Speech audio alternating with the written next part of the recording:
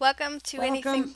Go Sorry. see, you were late, so I'm like, I have to get No. introduced. Go ahead. Hey, we're back. Welcome to Anything But Ordinary with Spooky and Raven. Tonight we are going to talk about haunted Nebraska.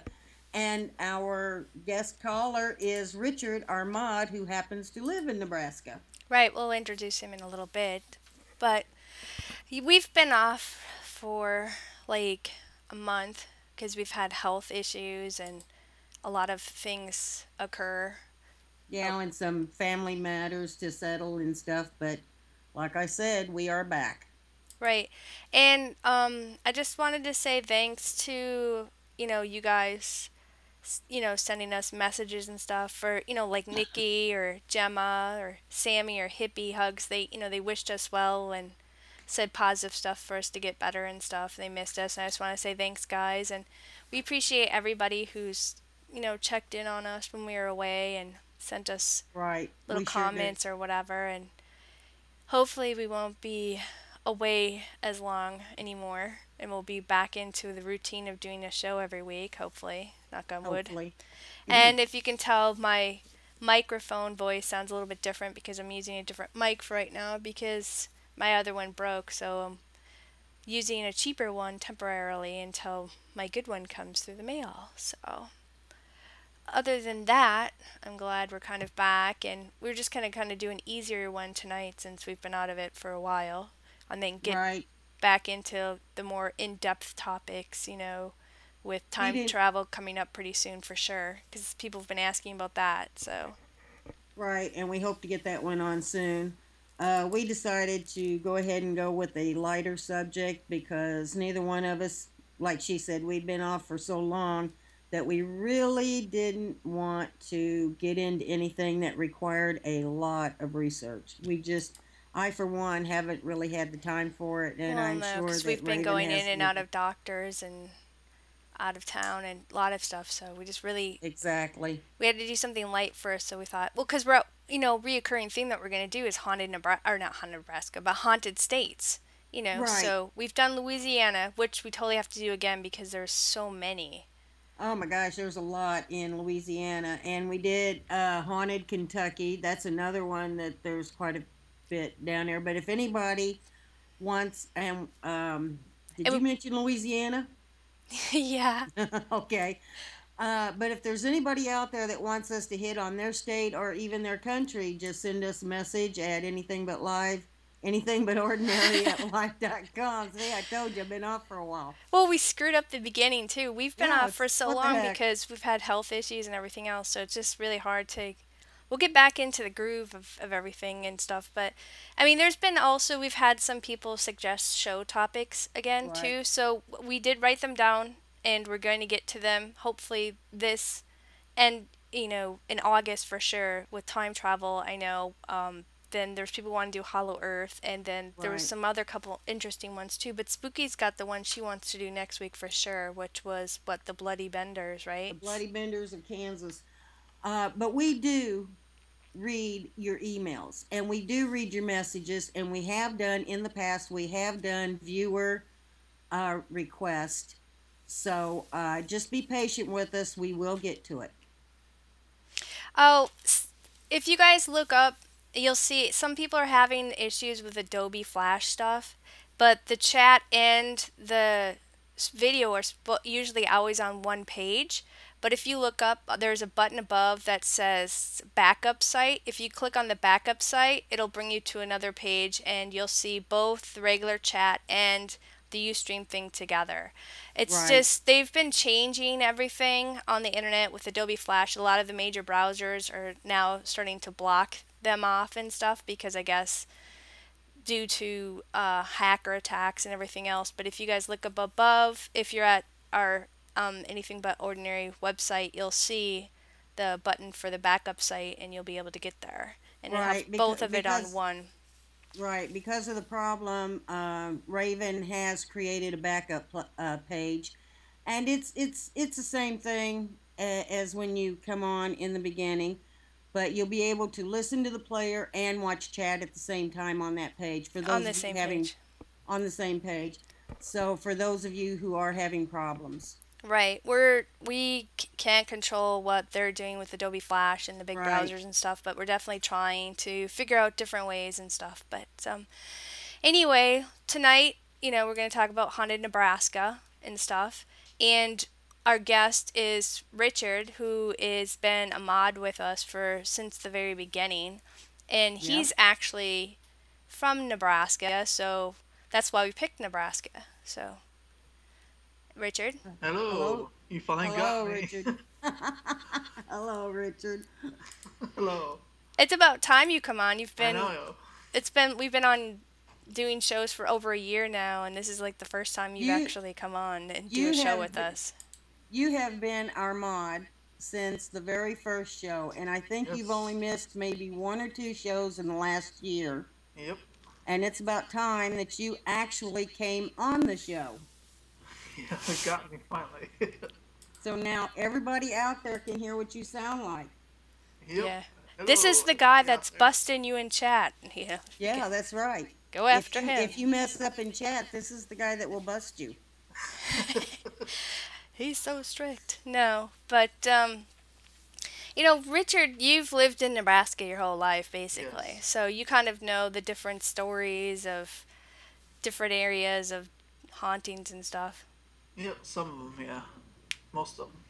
Do you ever get out and visit any of those places? I've been to two places that we'll be talking about tonight. So, Do you yeah. have any Yep. experiences there? Yep. Well, he'll We'll probably be talk sharing about when we them. talk about it. Well, cool. When we get to those, then you can share your experience with us. Yep. Right. Well, I think we'll just have you start off, Spooky, with some of your ones that you were picking on your list or whatever. Okay, well, my first one is the Alliance Theater in Alliance, Nebraska. Now, the theater is located on Box Butte Avenue. It's still in business, showing first-run movies, and if you want to, She's giving advertisement. Come on. They're still open, showing movie they're times still open. And if you want to check it out, showtime is about 7:15 most nights. Yeah. Anyway, and I've never been there. They better send you free tickets now that you're I giving know. free I advertisement. expect free ticket after that. Watch, people are going to be Um, calling in like, what time is the new, whatever movie's Don't that? call me for showtimes. The theater was originally the Charter Hotel, and it was built in 1903. And in 1938, it was converted to a theater showing live shows, plays and stuff like that. And one of the actors, known only as Mary, who was supposed to have been very popular in her day, which I found that surprising since I could only find a first name for her. Well, But go ahead. never mind. I'll let you finish what you're saying, then I'll to But it. it was said that she greatly craved the spotlight and attention. Well, one night she literally got it. On the night of her death, she was playing the part of a bride, the wedding dress, the veil, the whole 9 yards. And right before the big final scene where she was supposed to have a happy ending and ride off into the sunset, a large, heavy fixture broke loose and crushed her to death right in front of the audience. Now, according to reports, Mary still roams the theater.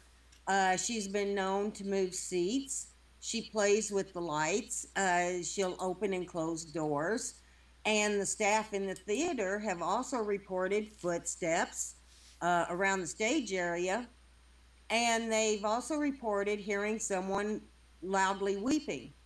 Now, they've also reported hearing someone loudly reciting lines in the theater around the stage area, but when they go to investigate, no one is there. A few people have also claimed to have seen her apparition still wearing the wedding dress costume that she wore the night of her demise. Hmm. And now I've looked for a long time and everywhere I could think of, and I cannot find the exact date of her death. I can't even find her real name, but it is said. But as I said before, the theater is still in business. So if you happen to be in the area and care to check it out, Well, yeah, I wonder if they allow people to do like, because if it's known to be haunted and stuff, I know a lot of places they allow people to kind of come in at certain times when the place is closed, and then they charge you like a certain amount of money. Did you see anything about this theater who I saw happens where to allow that? there has only been one paranormal investigation in the place. Now that's all I could find. I don't know if there have been more, but there was one paranormal group out there that did go in there. But as far as finding anything, they never really reported anything. They didn't have like up on a website. Well, you may have not have found it too. The It because was it's just like there's it a was lot just of a small thing in there right, about it. right. Because when I was kind of sifting through all the different sites on the internet and stuff, I mean there is a lot of different places listed for Nebraska as far as Right. hauntings go and stuff, and it almost seems like every little city or town seems to have some. Plus, they have the different. Oh, I think there's like a state parks there too. There's has to do with a Right. lot of disappearances and hauntings as well and stuff. So I mean, it was really hard because we were kind of picking a couple of them. But even when if you guys go do like a road trip to Nebraska and stuff, I mean, not just visiting maybe one or two of the places that we talk about. Some of these small towns are actually really cool looking because Yes, they I are. kind of zipped around a little bit on Google Earth, kind of looking around at the little towns and stuff, and a lot of them still kind of fit back in the day, and it's almost like almost made a lot of the buildings into like museums and stuff, and so there is a lot of interesting things besides just doing the paranormal. If you're going to do like a paranormal road trip and stuff, that's kind of like why we've kind of thought, hey, let's do like haunted different states. That way, for those of I you have who can I go on a have little road been trip, can pick different areas and check some of these things out. I have been around in Nebraska. I've traveled around that state, and Hmm. one of the things that I do like about Nebraska is the fact that their old buildings, they don't just tear them down like they do out here. I get so upset every time I see where an old building is being tore down, but those people out there seem to enjoy their history and their old buildings and stuff. Well, there's a couple of different areas, but a lot of it seemed like a lot of the smaller towns and stuff, they really like are trying to Mm-hmm. keep it on the historical Right. registry and stuff like that to keep it up and keep the even if it's like they have little museums, but it's like the museum of the history of their town and how it came to Right. be and stuff. But I mean, you also had the different, when people were traveling, because they had the what was the name of the trails? The Do you remember that? Well, it starts with the O, I think. The Os.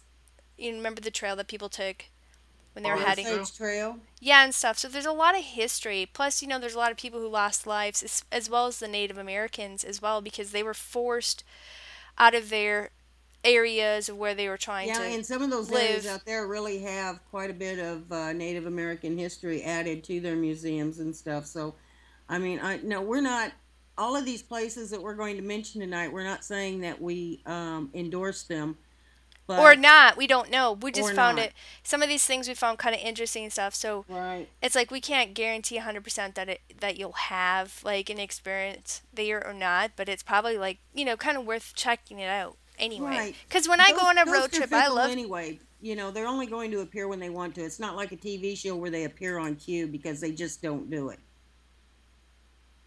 So Wasn't this theater though actually on one of the ghost TV shows? Cuz I swear it sounds very familiar.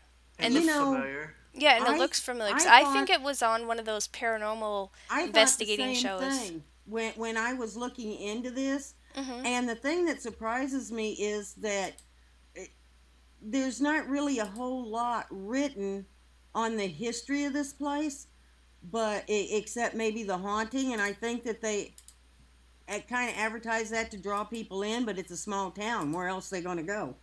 But when I was looking into this, I felt the same thing. I've seen this before, and now that you mention it, it could have been on one of those paranormal shows.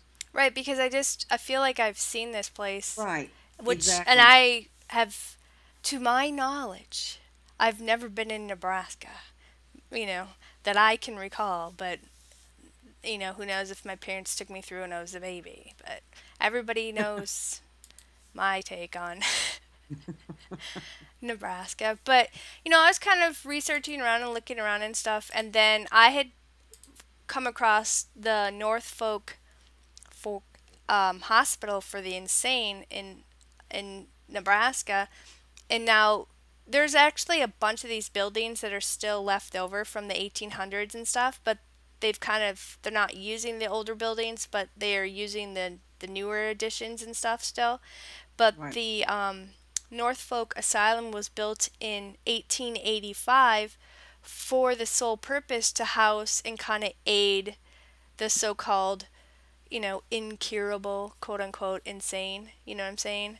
Right. Which they basically what they did is they put anybody in there. And it doesn't even matter if you had issues or not. If you were getting divorced or somebody had an issue with you back in the day in the 1800s and 1900s, they'd just stick you in an insane asylum to get you quiet. You wrong somebody, they'd get you in there. But the asylum was built on a plot of I'd say about like 320 acres by the city of Norfolk, which because they had this huge city, I think already a couple of huge towns already. So Norfolk was kind of in the middle of both of them, where they kind of needed a hospital because it was too far away for the both of the large towns for people to get to them. So they kind of just stuck this one right there in the middle to kind of help out.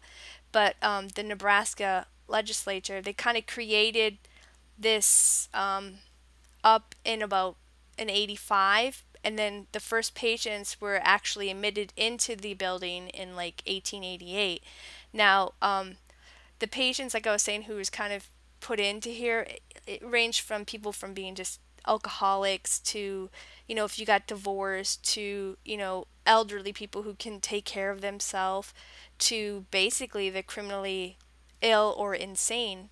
So they just kind of put everybody together, which is kind of scary, And over the years, they had several buildings were added onto the asylum, and the state hospital was basically back then, which a lot of them were kind of like self-sufficient, because they all kind Mm-hmm. of had like their own working farm, you know, where they had to, milk the cows and collect the eggs daily and stuff, and then they also had patients who would tend to fields as well as the working horses and stuff, and then there's other patients who kept busy with the gardening and food prep and service and dishes and all that kind of stuff.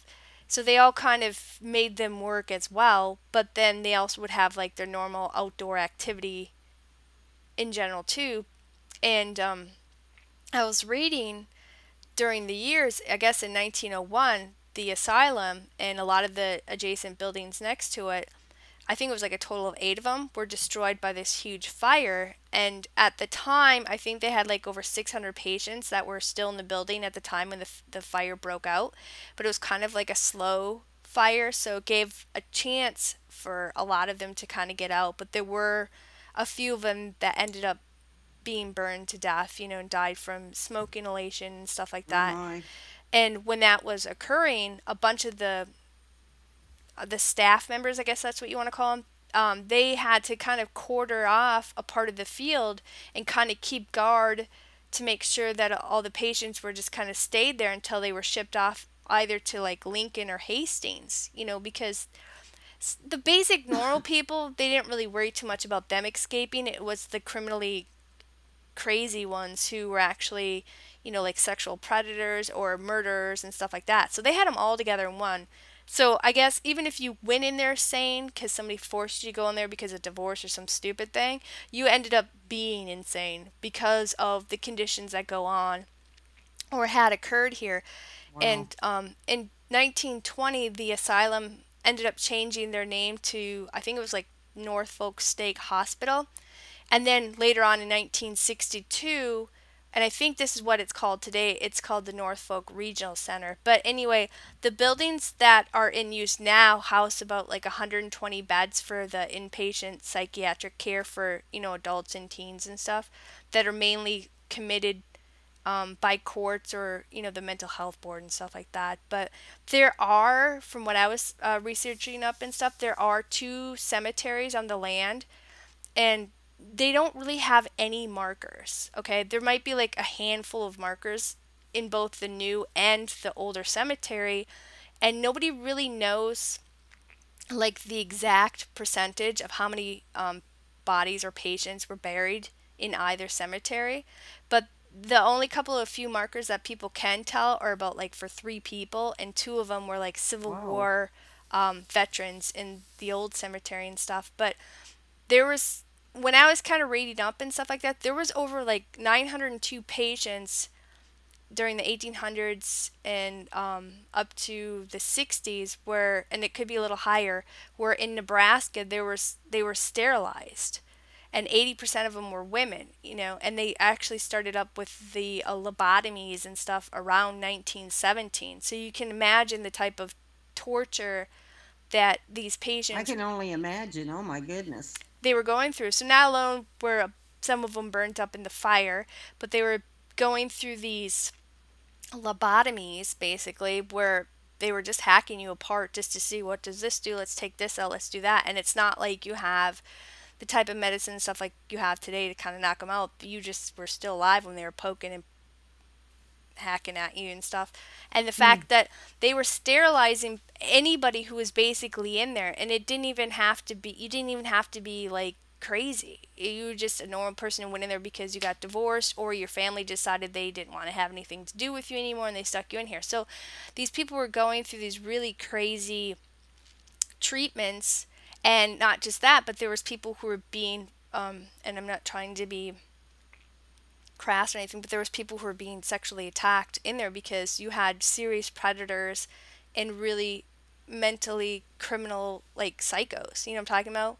Well, Mixed at in that with time, the normal people. So, right. and they didn't have enough staff compared to, you know, patients and stuff. So people were being harmed in different ways and stuff. So you can only imagine the type of energy and emotions that was being created in these places during the years. Now, these buildings aren't torn down, but they have fencing around it with barbed wire and stuff, and it does say no trespassing. But you can see, like, there's a lot of people who come out of the nearby hospital and stuff, and they kind of would go in and they were taking tons of pictures. So you can find a ton of the photos on the internet, but I'm not going to share them because there's just too many copyright things, and we didn't have enough time to really Right. contact anybody and ask them, hey, can we please use your photo, whatever. And we tried to use the ones that are okay to use and stuff. But the hauntings, from what I was gathering, from what I could kind of see, is from both, you know,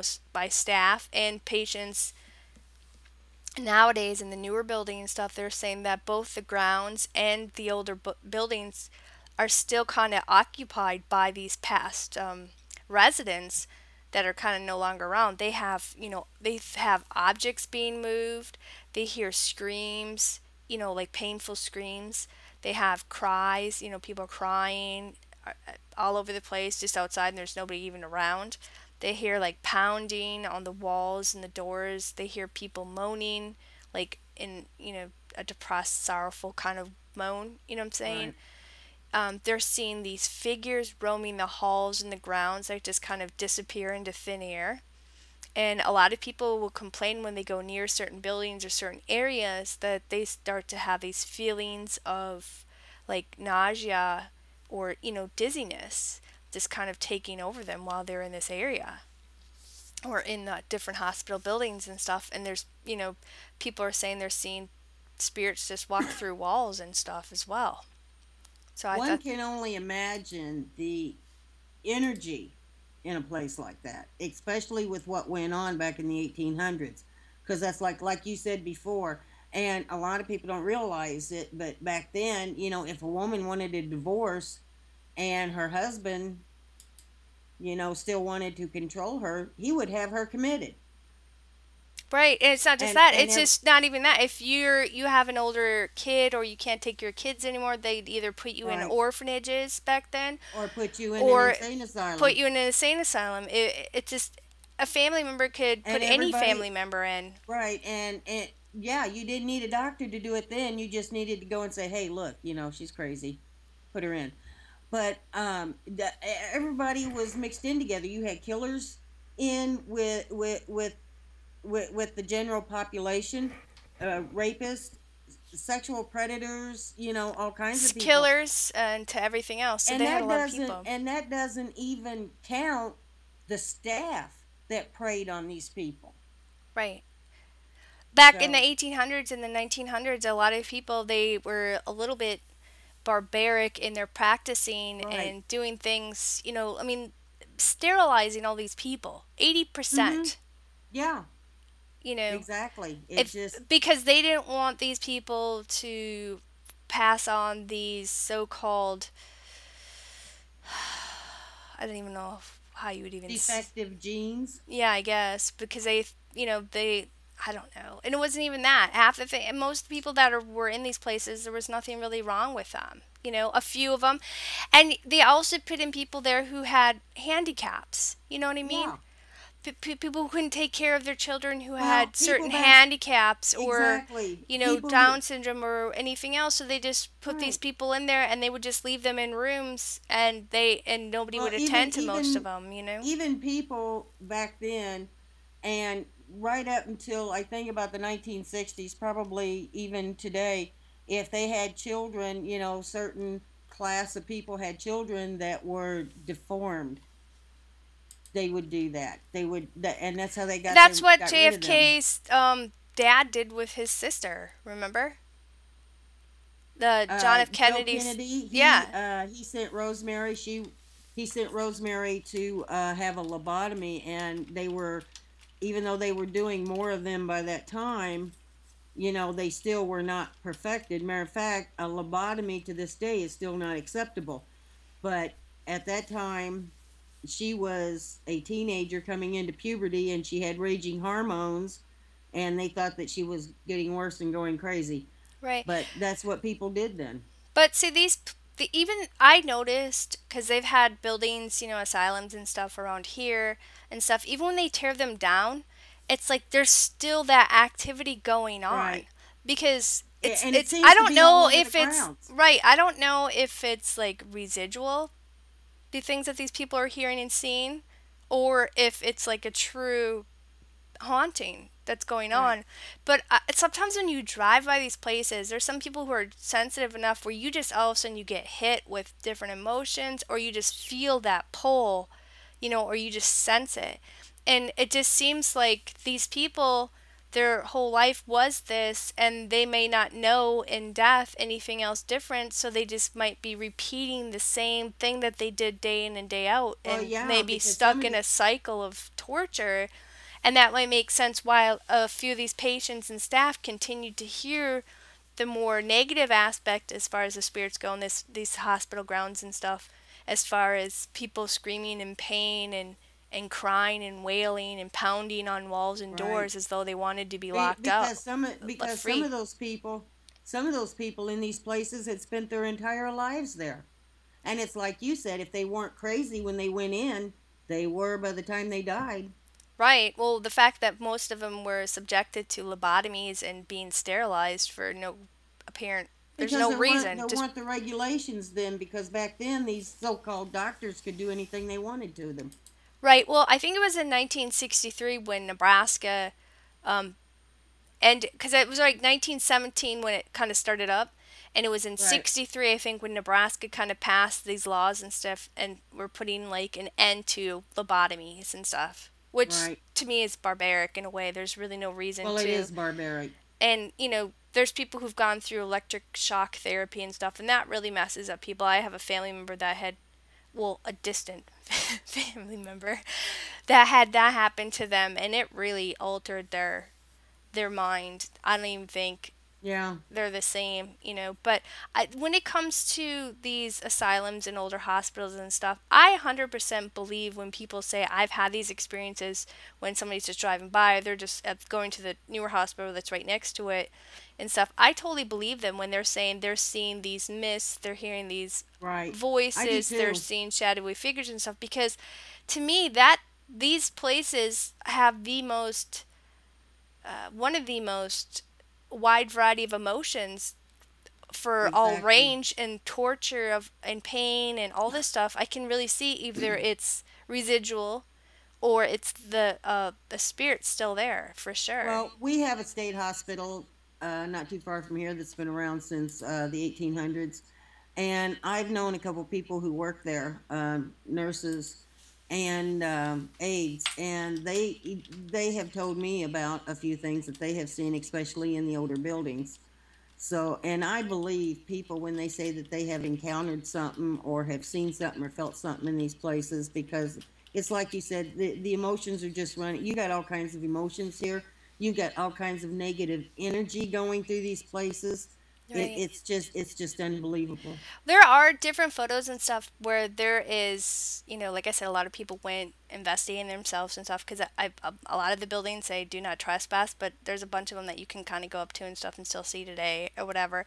But there's people who've gone in and done investigations. There's photos on there, and I think some people even have supposedly photos of maybe some of these shadowy figures and stuff. Right. So you guys, if you want, you can, type in, abandoned Norfolk hospital in Nebraska, and you'll see a bunch of these pictures pop up and stuff. But like we said, we're not showing those because they're copyrighted, and we don't want to Right. infringe on anybody's rights and stuff. But And if you want another little tidbit, if you go to Norfolk, you can always visit the house where Johnny Carson grew up because he's from Norfolk, Nebraska.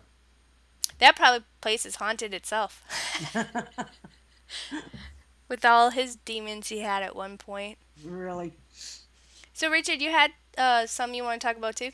Yeah, we got Hummel Park in Omaha, Nebraska. See, I remember this place because you were telling me about this like I have years heard about ago. this place. Before Richard even said anything about this place, I've heard of this place. Yeah, it's creepy, even during the day. Yeah? Hummel Park is a 202-acre park located in Omaha, Nebraska. Mm-hmm. That was donated to the city of Omaha in 1930. It was named after Joseph B. Hummel, a longtime superintendent of Omaha Parks and Recreation Department. The overlook sits above the popular Devil's Slide. It's a natural cliff. Hummel Park has been rumored for many years to be site of lynchings, animal sacrifices, satanic rituals, modern-day murders, and graffiti. According to the University of Nebraska historian, the rumors of lynchings has no validity. There are rumors about an Indian burial ground park and several urban legends about albinos that dwell in the trees What? within the park. Albinos. Why would albinos hang out in the trees? I'm not sure. Because they probably didn't have any homes on the ground. This isn't. I have a friend who's albino, and it just. Well, these are people saying they're seeing people that look like. Yeah, albino, yeah. Yeah. Well, who knows how old? Maybe back in a certain period or year in Nebraska, people didn't want children with that type of health issue, so they would just chuck these people aside, or what? I'm not sure. That's one of those strange ones. I'm I sorry. Yes. I just I'm threw like- me off. I didn't mean to cut you off, but that's the one. It's like that one's bizarre. So no fire at your house, Richard. Turn I off the myself smoker. heard stories about these albino people at night breaking out people's car windows and surrounding people's cars and pounding on them. Really? Scaring occupants, yeah. Wow. But I never personally seen them. So there's people that are talking about like a band of people who live in this Yeah, the park. park. What 202 acres is that's a lot of land. So Yeah, it is. any transit could really kind of stay there and move about when officers or whoever comes close to their section. They could just move around and you'd never even really notice It them. would be very easy for someone like that was hiding out in the park to just disappear in there. I mean, on 202 acres. Oh yeah. I've So- heard our police won't even go in there. Is it all like wooded, or is there like, I mean, most of it wooded and there's just like certain sections that are, for the baseball or, Yeah, they got picnicking or They something? had a picnic area. They took out the playground. The playground's gone. I could see for why. Because, well, after the things you were telling me about, this place is creepy. Wasn't there like a bunch of Satanists and Yep. stuff, and there's, a lot of partying, and isn't this park like a lot of people disappear in this area? There has been some, but not a lot. But enough for enough. people Well- to know about. Isn't there like stairs in there? Tell us And about the stairs. there's a stairway called Stairway to Hell that the it changes numbers every time you go up and down. And I've Wow. tested it myself, and it is true. So you walk up it and you count and you get a certain amount. But when you Yep. walk down and you hit every step, you get a different amount. Yep. And you've done that a couple of times. Yep. And other people have too. That was with me. So each time we got a different number. Wow. Doesn't it go to, because I thought you were talking about that and stuff, and didn't you say like this stuff when you're going the stairs and stuff, it kind of leads to the areas of Yeah, at where least people where the were. satanic rituals. Yep. Yeah, And because it's there's keep a. you Isn't during the day. isn't this isn't this the park where they used to so-called have mob hangings? Yep. The lynchings. Yep. And the trees supposedly hanging towards the street. Yeah, but the trees might all be hanging a certain way because of the The land, or store, yeah. Could the be land Yeah. eroded a storms and certain stuff. way. Yeah. Yeah, exactly. But from what you were saying and the things that I read about after you told me about this place and stuff, it seems like whoever goes here or whoever visits, they always say they get this really freaky feeling. Yeah, it's freaky feeling when you get down to the where those satanic rituals take place. Just like this feeling unexplainable. Oh, Like I someone can stalking imagine. you Yeah. or watching you, or you just Yeah. get like this. Does it feel like you're suffocating? Do you know like any, or certain energy? Do you know? Certain energy, like type of bad energy. Well, Just heavy. besides the stairs, the difference in the stairs going up and down and the different count, did anything else happen to you in this park? No, not here. Nothing else besides that. Well, you see, there's a lot of people who come and party here and stuff, but I've heard that there's people who have been murdered in the park as well, or There have been people murders, yeah. been kidnapped in the park and stuff. But like 202 acres, and I'm not saying there's a band of albino people living there or whatever, but there could be the chance of a small group of people who do reside in that park and Right. would never be, forced out, because that's 202 That's acres. what I was thinking. And if a You lot of know, it's woods, no one's going to venture 202 acres that deep. You can get lost in there yourself. you Yep. could dump a body on 202 acres and it'd be a long time No before time it for was they found, found if it. ever. Well, we see where your brain's at. No. Spooky's like, We're talking about satanic rituals and we're not promoting, raised albinos. but we're not promoting anybody in Nebraska or any spree killer or serial killer. Like, hey, here's a good park for you to start dumping bodies. We're not promoting or suggesting or influencing anybody in that behavior. Just throwing that out there. Of course not. Of course not. I'm not anyway, Raven. Take your body elsewhere. Oh But- man. No, but I kind of, there's different pictures on Hummel Park where you can go and it shows the picnic area, or what used to be the picnic area. It also shows the stairs, but there's some people who say, "Oh, you guys just don't know how to count." But you yourself had went there, Yep. Richard, and you did it a couple of times. So, is it an optical type of illusion where you're kind of just messing up and you missed a step, or because Well, they were in disrepair, so that could be part of the reason. Could very well be. I would I haven't think been there so. lately, so I don't know if they ever fixed them or not. But when I went, they were in disrepair, so could be a big reason why they. That's probably in a section that they probably never will fix them. Are they stone steps? But like, yeah, cement, very cement like. the park is kind of huge, because I was Google Earthing it and I was trying to get some good photos into it, with that infringing other people's rights and stuff, because we try to respect people. But the thing is it is huge, and it's basically in the middle of, what? There's not a whole lot around it either, is there? Well, I No. heard it was. I heard it was like, if not the biggest, one of the biggest parks in Omaha. It is, So and it's not too far from the river either. So yeah.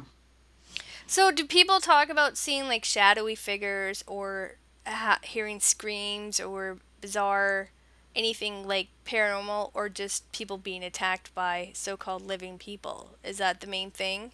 I mean, I know Uh, you felt dark energy when you went there, when you were in the area where they do a lot of practicing of the dark art, so there might have been open portals that allow certain things in that people didn't know how That's to that's a good point. do I these mean, things. So if they're down there doing rituals and stuff, they could have opened up a door or a portal or something. So you don't know what's running around there. I've heard people talk about screams, but other than that, that's all I've heard about besides the satanic rituals that go on there and stuff.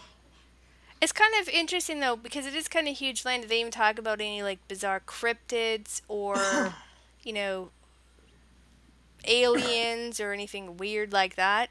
Nope, nothing like that. Not that you know of. Not Watch that I know of. tomorrow on the Anyway. news. Be like Bigfoot and alien show up in Hummel Park.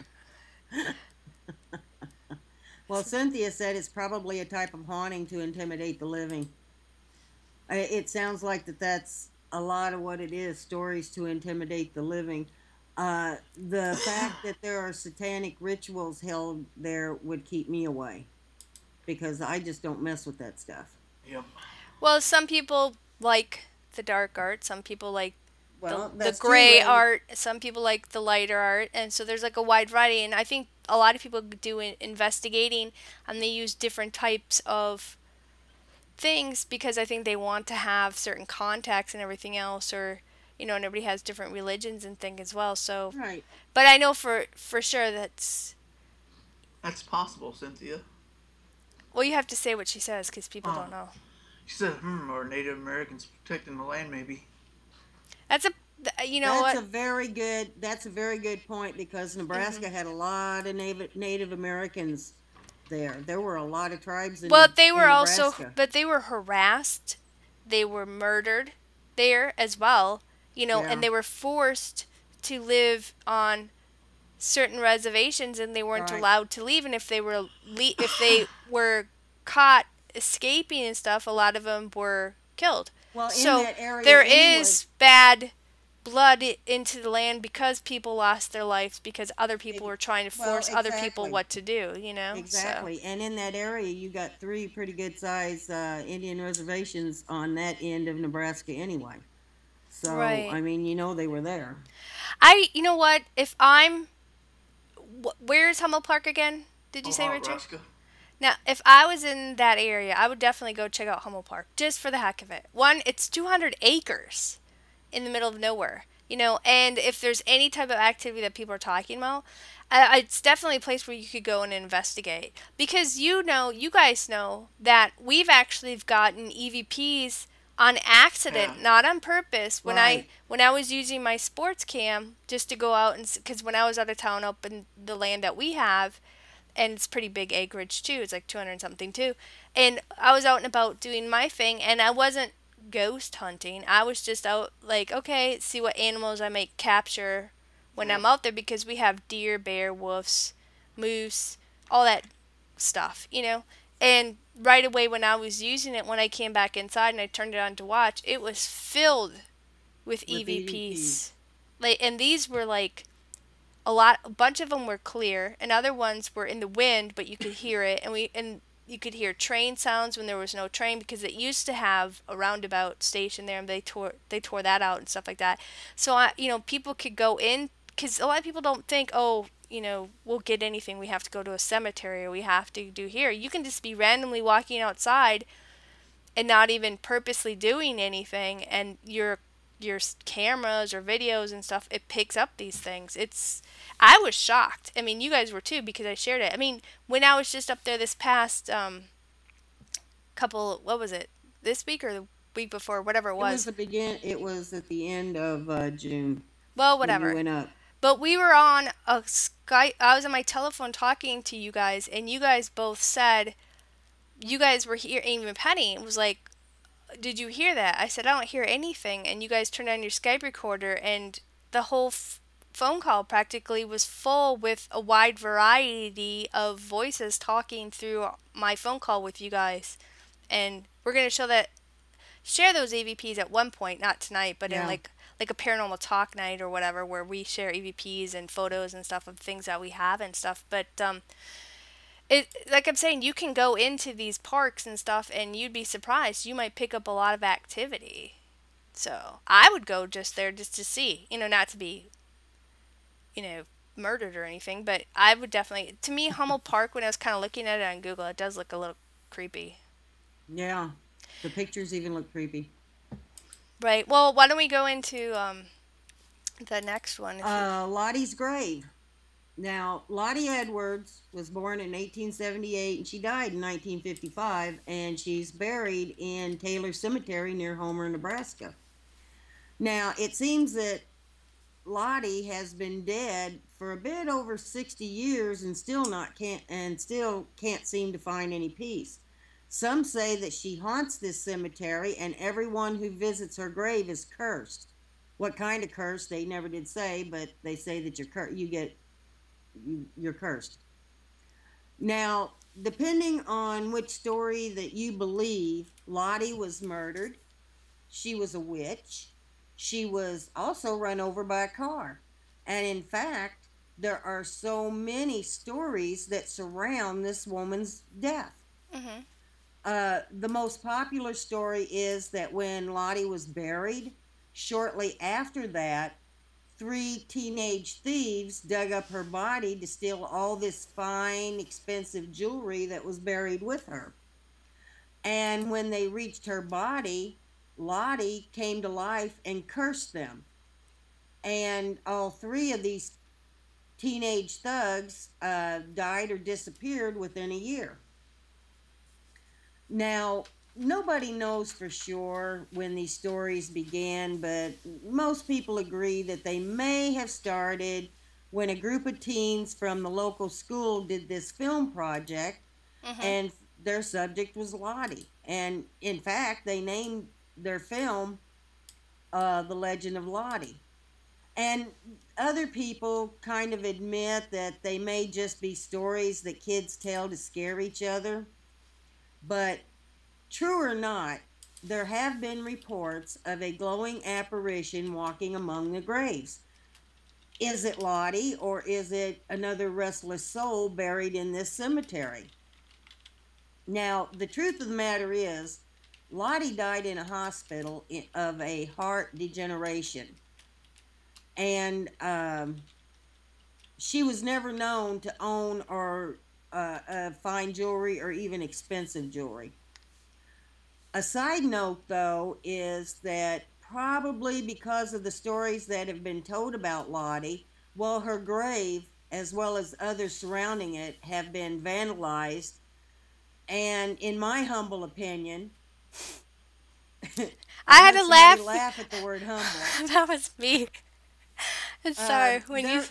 Well, in my opinion, humble or not, Yeah. and I'm a very opinionated person, Yes, you I are believe spooky. that there is a special place in hell for people who vandalize graves, okay? Oh, yeah, I'm not laughing about that part, but I also I was believe laughing that when you if- said humble, so. Yeah, I know, you laughed at the word humble.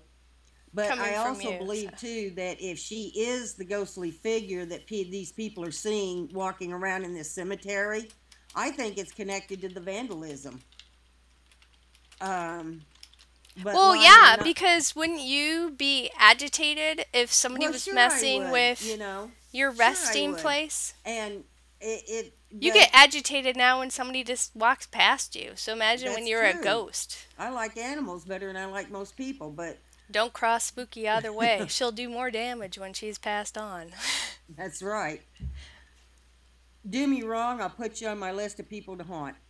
But whether this is Lottie or not, though, there does seem to be something that is roaming this cemetery at night, because people have reported seeing this ghostly figure of a woman walking around this cemetery. And like I said, nobody really knows for sure if it's Lottie, or they don't know if it's somebody, another, like I said, restless soul in the cemetery. Right.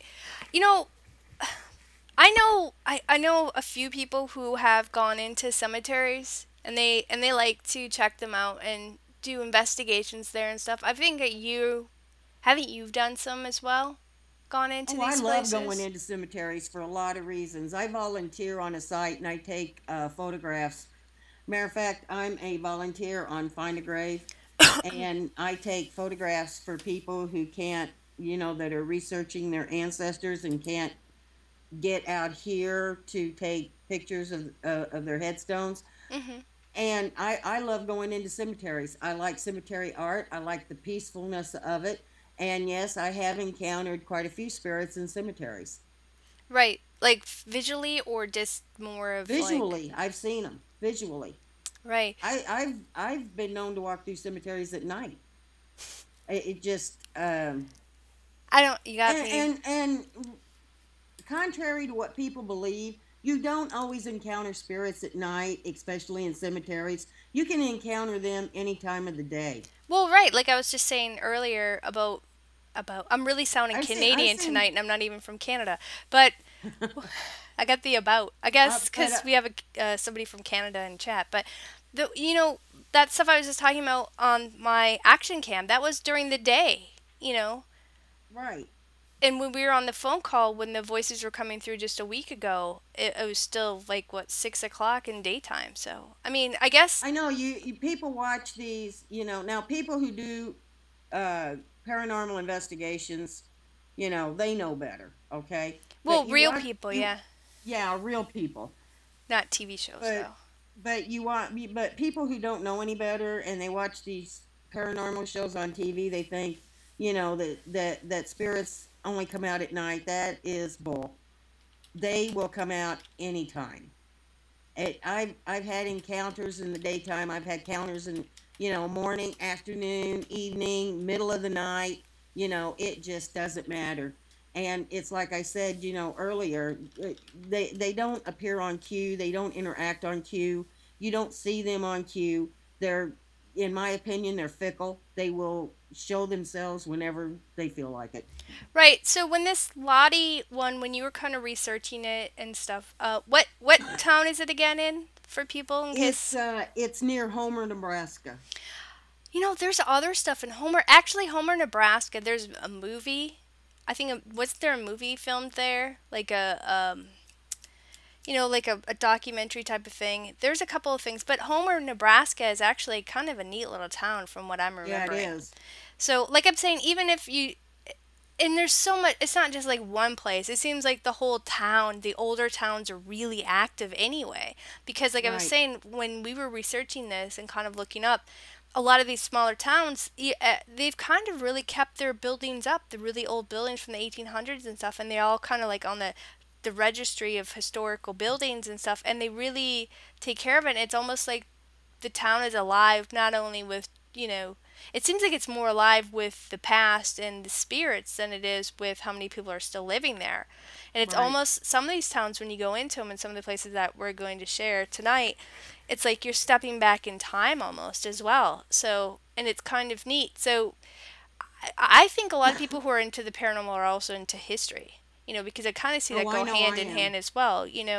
I But love American history, and a lot of times, the paranormal shows that I do watch. Well, I don't hardly watch them anymore, but I used to watch them long enough to hear the history of the place where they were at, and then I turn it over but when because I'd rather hear the history. right, but when you were kind of researching the stuff on Lottie and stuff, do you think this might be a legitimate haunting that people or experiences that people are having, I or do you think think it was more of one of those urban legend type of stories?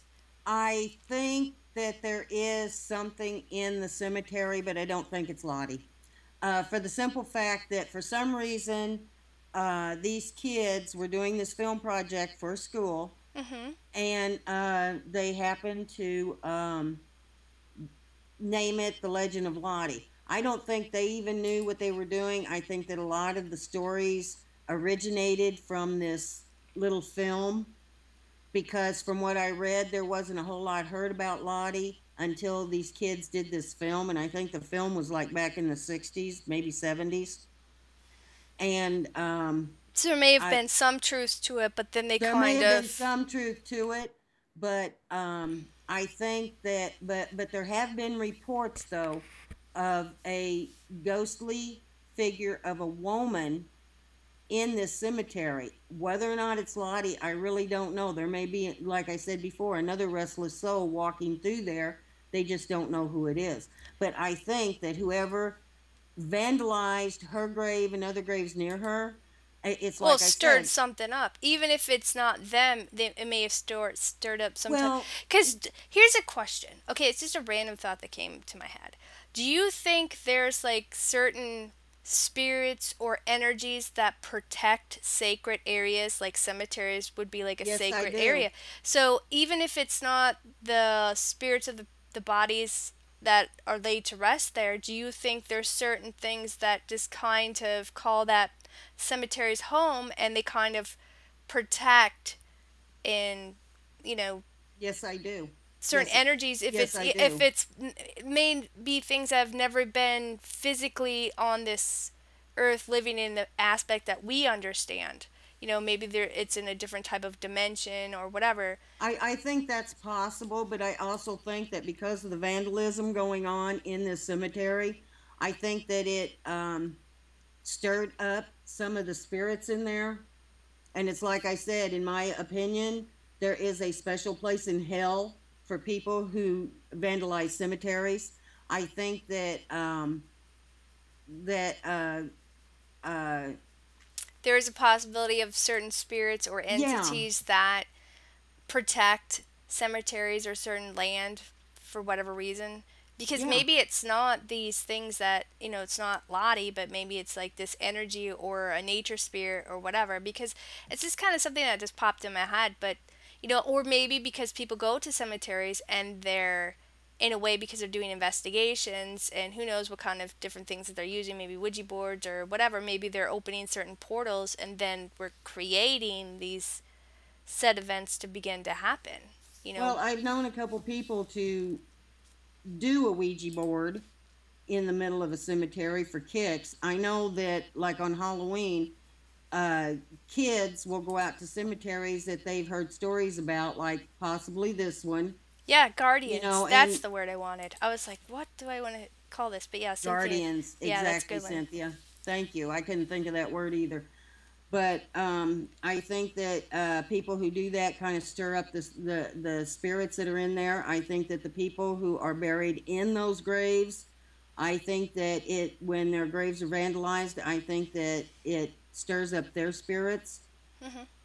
I just I every time that I walk through a cemetery, and I have walked through them at night, I am very, very respectful of them.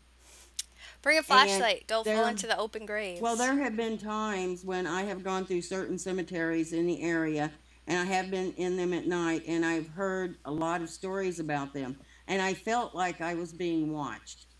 But It's I always go through those cemeteries with the utmost respect, because for one thing, I wouldn't want anyone disturbing the graves of my loved ones, or even mine.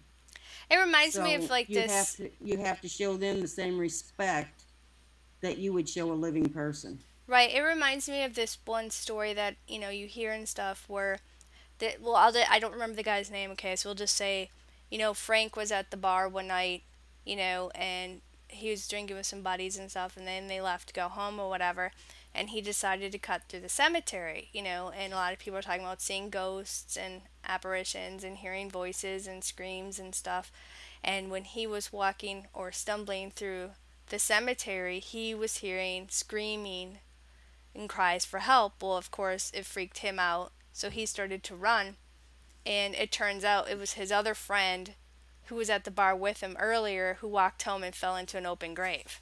And he was I've heard stories like that too. hollering for help and stuff, and everybody's like, oh my gosh, it's a ghost. So maybe sometimes the voices you hear aren't ghosts, but those people who just accidentally fell into an open grave one night cutting through the cemetery. But One day, this was during the day, I walked through a cemetery that had been vandalized. It was an old country cemetery, and I think that the latest grave in there was like 18 I think it was 1853, something like that.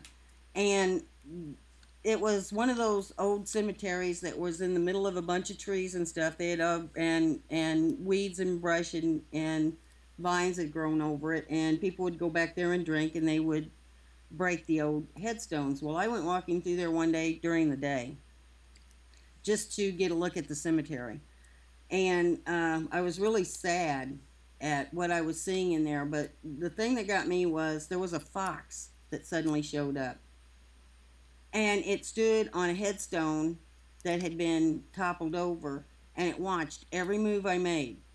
And I was going through this small cemetery. There couldn't have been more than 30 graves in it, if there were that many.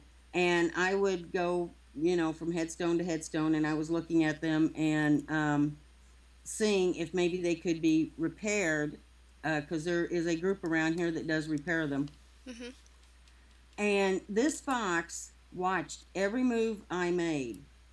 And when I got a certain distance away from it, then it would move closer because it was watching every little thing I made. And when I walked out of that cemetery, that fox followed me. And well, foxes are curious at nature anyway. I know they're curious anyway, but I just got the feeling that this fox was not a real fox. Oh, like a guardian. Like a guardian, like exactly. we were just talking about. Because, like I said, it watched every move I made, and for some reason I wasn't afraid of it. It was just like walking through there with someone with me. Right. And I wasn't afraid of it. It made no move toward me. It just watched every little thing that I made. Maybe that's every little move that I made. And when I went out and I got in my truck to leave, it was right there at the entrance, and it watched. And when I looked in my rearview mirror, that thing was gone. Maybe it was just like it vanished. Maybe it could have been real. It could have been a spirit, but maybe it could have been like they call them like spirit guides and stuff like that. It never really got close enough for me to tell. Whatever. Why don't we take like a quick break before we go into the next hour and finish the rest of the different hauntings that we have? So we're gonna take like a 3-minute break. So for those of you who are listening, if you want to get up, stretch, get something to drink or snack or use the bathroom or whatever, and for those of you who are listening over at Ustream, if you want, you can click and find the link to our website and our backup website where you can join in with chat with the others, and we'll be back in 3 minutes to continue Haunted Nebraska. Thank you for tuning in, and thank you for sharing us with others.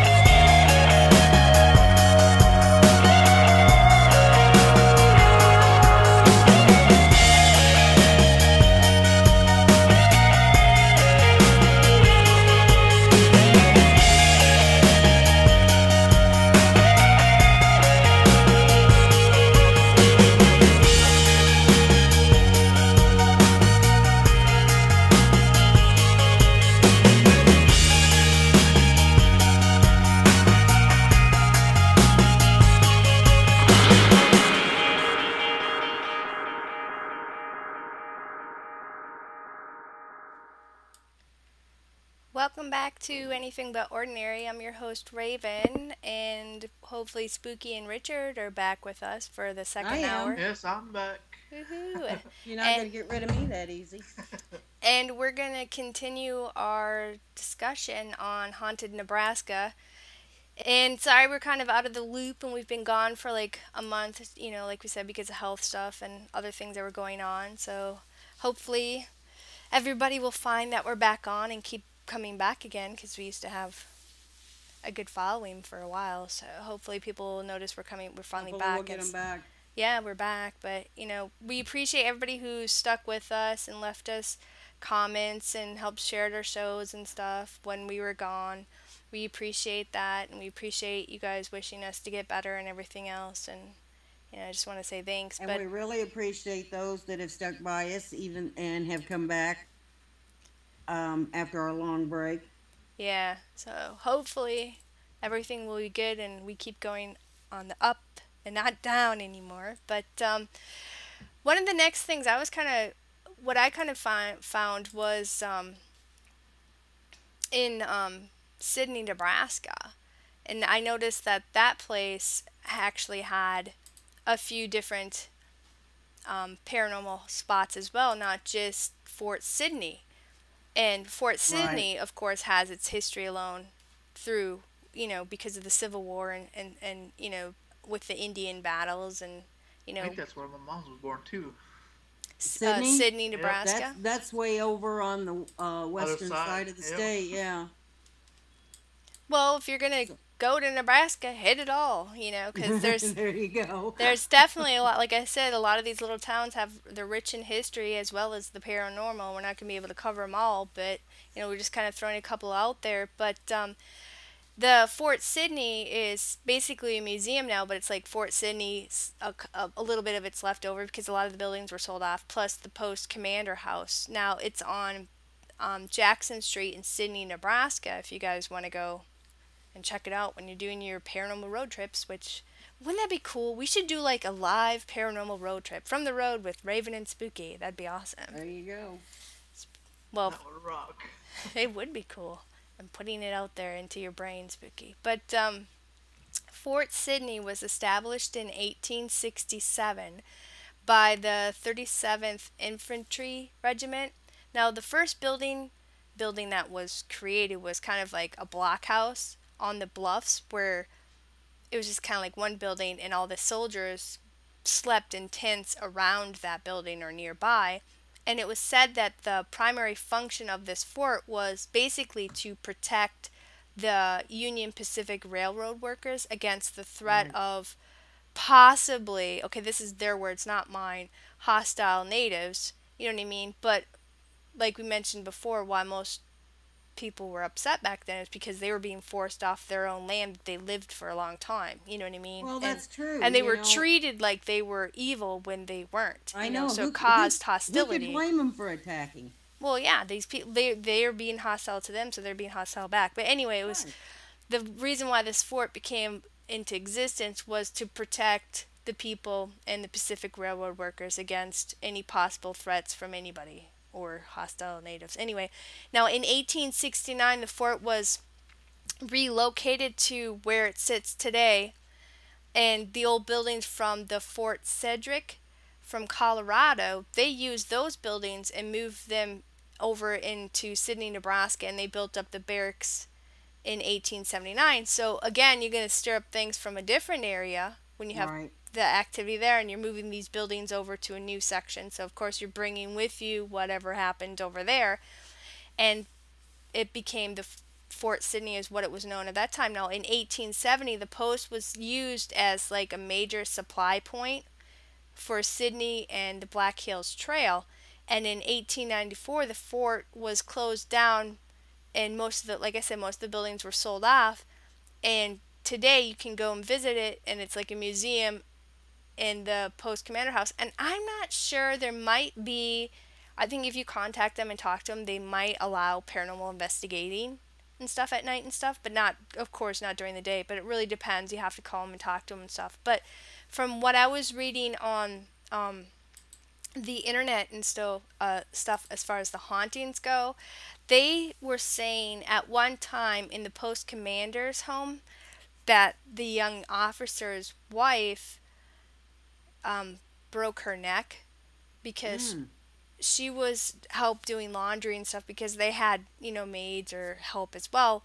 Well, she was taking one of the back stairs where it's normally the help stairs that they use, not where the people of the home would be using these stairs. It's more of for the servants or the maids and stuff to use and stuff. Well, she was taking one of the back stairs and she actually fell down, and that was like in, I think it was in 1885, they said, and she actually broke her neck and she died. Well, it kind of really upset him, so he ended up boarded up those certain stairs and didn't want anybody to use them again. It was like he just thought they were cursed, and just, you know, it just upset him, obviously enough, where he lost his wife because of it. And I guess in the 1930s is when more stories were being told, where they were hearing people walking up and down the stairs, or they would hear falling on stairs. But they were puzzled because there was no stairs in that section because it was walled off, where these people didn't know that there were stairs there, you know. But they kept hearing these sounds of people walking up and down stairs or falling down, or, certain sounds and stuff. And it was during 1975 when they were doing like restoration of certain areas and stuff, because that's when they discovered these set of stairs. So they tore down the wall that was blocking them, and it kind of opened it up and everything, Right. and that kind of even stirred up more activity. So like I said, they're hearing constant movement up and down these stairs, as well as supposedly seeing a figure of a woman as well in this house, in the post commander house. And supposedly, I mean, I don't know for sure because I haven't seen this magazine. There's like a magazine, I guess. I can't remember what the name of it is. I think it was like Scrivener. Scrivener or something like that. It's a magazine, and it has a photo of this woman's spirit in from the post commander's office. This museum, they have a photo of this ghostly apparition that's been said to be seen and heard in this building. And I think it's kind of interesting because when you have certain battles or fights or murders that occur on this land, as well as you don't know how much activity happens at the fort, because it's just, there's only like a couple of buildings left here of the original buildings, where the other one's been sold off and stuff, but that land still has the residual things of what occurred there and stuff. So I'm curious if there's other things occurring in like some of the houses next to this building as well. Well, yeah, and the buildings that they brought over from Colorado.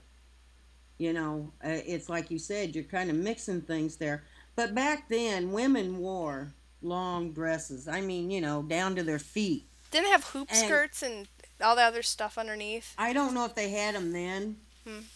but they had these long dresses, and women falling downstairs actually was more common than people think I still fall because they trip on these downstairs, dresses. but we still fall downstairs. Actually, I should say I fall upstairs, not down them. I trip up Yeah. them. That's my But skill. I trip up you're things. talking about what did you say, 1869? Now you're talking about the Indian Wars, Well, because this was like after the Civil War. yeah, it So was. you can It's just in. imagine the kind of spirits that are surrounding these places. Well, right, because they were having confrontations with. I'm saying there's words. I'm not saying these are our words. Okay, but they were saying that the reason why this fort was created is because they were having attacks from hostile natives and stuff. But you have to look at the big picture on both sides, and really to get the real history and the real story. Right.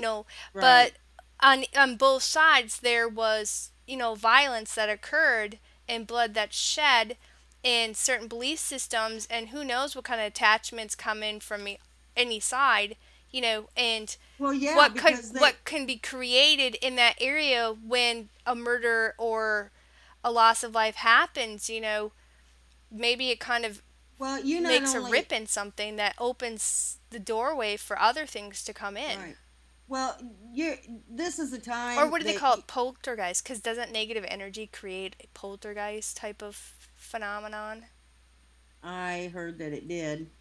I'm not really don't know really that much about poltergeist, but we're talking about a time though that okay, they're laying track for a railroad. Right. They're forcing the Native Americans off their land That they've just to had lay these tracks, for who or knows they're how long. killing them when they protest. Okay, so you have Well, they war. were herding them up too, and that's literally what they were doing. They took Exactly, but away their weapons and everything else. So, you know. right, and so you have these skirmishes or these fights with Native Americans. Now you're also laying these tracks, so you got gamblers coming in, Right. and you have outlaws coming in, you Right. have thieves coming in, you have murderers coming in, because at the time, they think that these track layers have money, which a lot of them did. Well, not just So they track had to layers, do but it's something. So, they would murder them for their money. They would cheat them at cards. And you had all kinds of negative energy going on here and fights and murders and well, yeah, stuff. back in the 1800s, which leads into our next week's show when we talk about the Bloody Benders, because that was in the 1800s and they were using Right. these trails and stuff. And that opens the doorway for serial killers, spree killers, and you could get away with anything and nobody Exactly. would know squat, really, unless you mess up and leave everything around you, then you're going to get eventually caught. Nor, I'm not, because I'm saying this, I'm not promoting or teaching you how to be a killer either. We're just talking. But the thing is, back then, there was a lot of negativity, that Mm-hmm. happened on these paths because that was the one known path at the time, and most people who were trying to get from point A to point B to have a better life or to have free land or what have you followed Right. that said path, and they became victims of um, And all of this done in the name of prosperity and civilization. I don't know the word I want. Moving across the West. And then some of these railroad workers were mistreated. It depended on what well, a lot of people were culture they were forced, from. but you were forced labor too. I mean, Yeah, there was a lot of forced labor because a lot there. of people came over indentured slaves, is that the word? Mm-hmm. And stuff, and it didn't matter, where you came from, Ireland, whatever. A certain people paid your passage, and you had to work it off, and Right. then you were done. Well, a lot of people never got freed from that, or died, or were mistreated too. So there's just a lot that goes on. So these certain areas or certain parts along these certain ways, there's only some people may say, oh, just this one building, but I think it goes beyond that. I think there's a lot Yeah. more activity. I think a lot of people don't really experience or see it because they are living more, because we've had these talks. I think if you live more on your carnal side than you do on your spirit side, because then I think you're kind of closing yourself off to really seeing these experiences. But there's a big percentage of people who are having a lot of these experiences who, probably don't share it as much, but because of the internet, people are coming out more and more and saying, I'm having all these experiences, and this one area is having a plethora of Right. stuff. Right. I just think, I think I was reading in Sydney alone, there is a lot more activity than just this Yeah. little building, Well, though. Cynthia made a good point. Asian people. There were a lot of Asian people that worked on these railroad tracks, laying these tracks. Didn't a And bunch of I them mean, die in, like, San Francisco? a lot of them, well, one we could do a whole show on where they found where a bunch of them were working in a mine and they just collapsed the mine on them. Yeah, But that was Asian awful. people, especially, were treated less than animals. A lot of people I back mean, then, it they was were awful, yeah. severely mistreated, Right. but they still got out there every single day and did their work because they were supporting their families back in whatever Asian country they came from. or wherever their families happen to live, because these people Well, were out there without their families. well, a lot of people were coming here for the better life, the free land and stuff and everything else, but Yeah, it's just there was a lot of, just like today, there's just certain people or certain negative energies that right. are created and certain things happen. But I don't know. I think that the building, I find it interesting that it's a female, always, it's always like a female spirit so far that we're kind of touching. The theater is a female spirit. The cemetery is a female spirit. This house, Well, the Fort women didn't Sidney live is as long back then as they do today because they were worked to death. so that's why everybody sees a haunting of a female spirit, because Women they were were worked. practically slaves back then. Back then, women had no rights. They couldn't vote. They couldn't own land. Well, You know, they couldn't do any of that stuff. but that's a whole nother show. That's a whole nother show. And a But whole nother political speech. conspiracy thing or whatever. But Richard, That's you another conspiracy theory. but not a show and stuff whatever. But Richard, you had one on Bell Cemetery. Yes, Ball Cemetery. Oh, Ball Cemetery. Bell Ball. There's probably a Bell Cemetery out there too that's haunted. So Ball Cemetery is located in Springfield, Nebraska. The cemetery started out as a private family cemetery, and its oldest grave marker is dated 1869. The cemetery grew to include individuals such as William Rattlesnake Pete Lydiard, a United States Marshal and implement dealer, who left his home in Springfield, Nebraska, to join up with William Buffalo Bill Cody.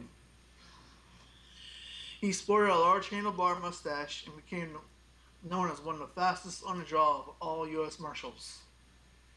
He is said to still haunt the cemetery. There are also various other spirits said to haunt this Ball Cemetery. One is said to be Mary Ann Munford. People have reported hearing the faint voice emanating from different spots of the cemetery, even have felt tugs on their clothing. right. Whoa. Yeah, because people get touched and pushed and stuff in cemeteries. I've heard before. Yeah. There is also a spirit that is a tall male that is said to have a bad temper and attack people that have gone there at night. People wonder if it's Rattlesnake Pete himself that have left bruises on people. Wow. Could you imagine walking by and all of a sudden you get punched in the kidneys and you got like this big old welt? Well, for one thing, you don't mess with somebody with rattlesnake in their name. Well, I don't think they were. I think they were just walking through and then they get attacked. I mean, there are people, maybe they were provoking though. Yeah, some people go there just to vandalize and Well, then, Provoking is, sorry, I'm ready to give one of my little humble opinions.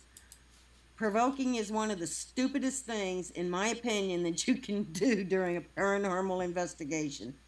well, I guess in a way, if you think about it, and we have so many things to hit tonight, so I don't want to run out of time. But the thing is if you think about it, if you're going to go and try to make contact with a spirit that's passed over, which used to be a person, and if we have free will here, we have free will over there, well, who wants to be screamed at and yelled at and profanity at and say you're weak, you're stupid? If somebody came up and did that to my face now while I'm alive, I'd slap them. I'd probably punch them too. So if you're doing the same thing when they've passed on, but they don't have a physical body, but they're still who they are over there as they were here, they're going to get angry. So you're probably going to end up getting, that's why people are probably getting these hostile type of Could be, but when I die, don't come to my grave provoking me, because I will get up and kick your butt.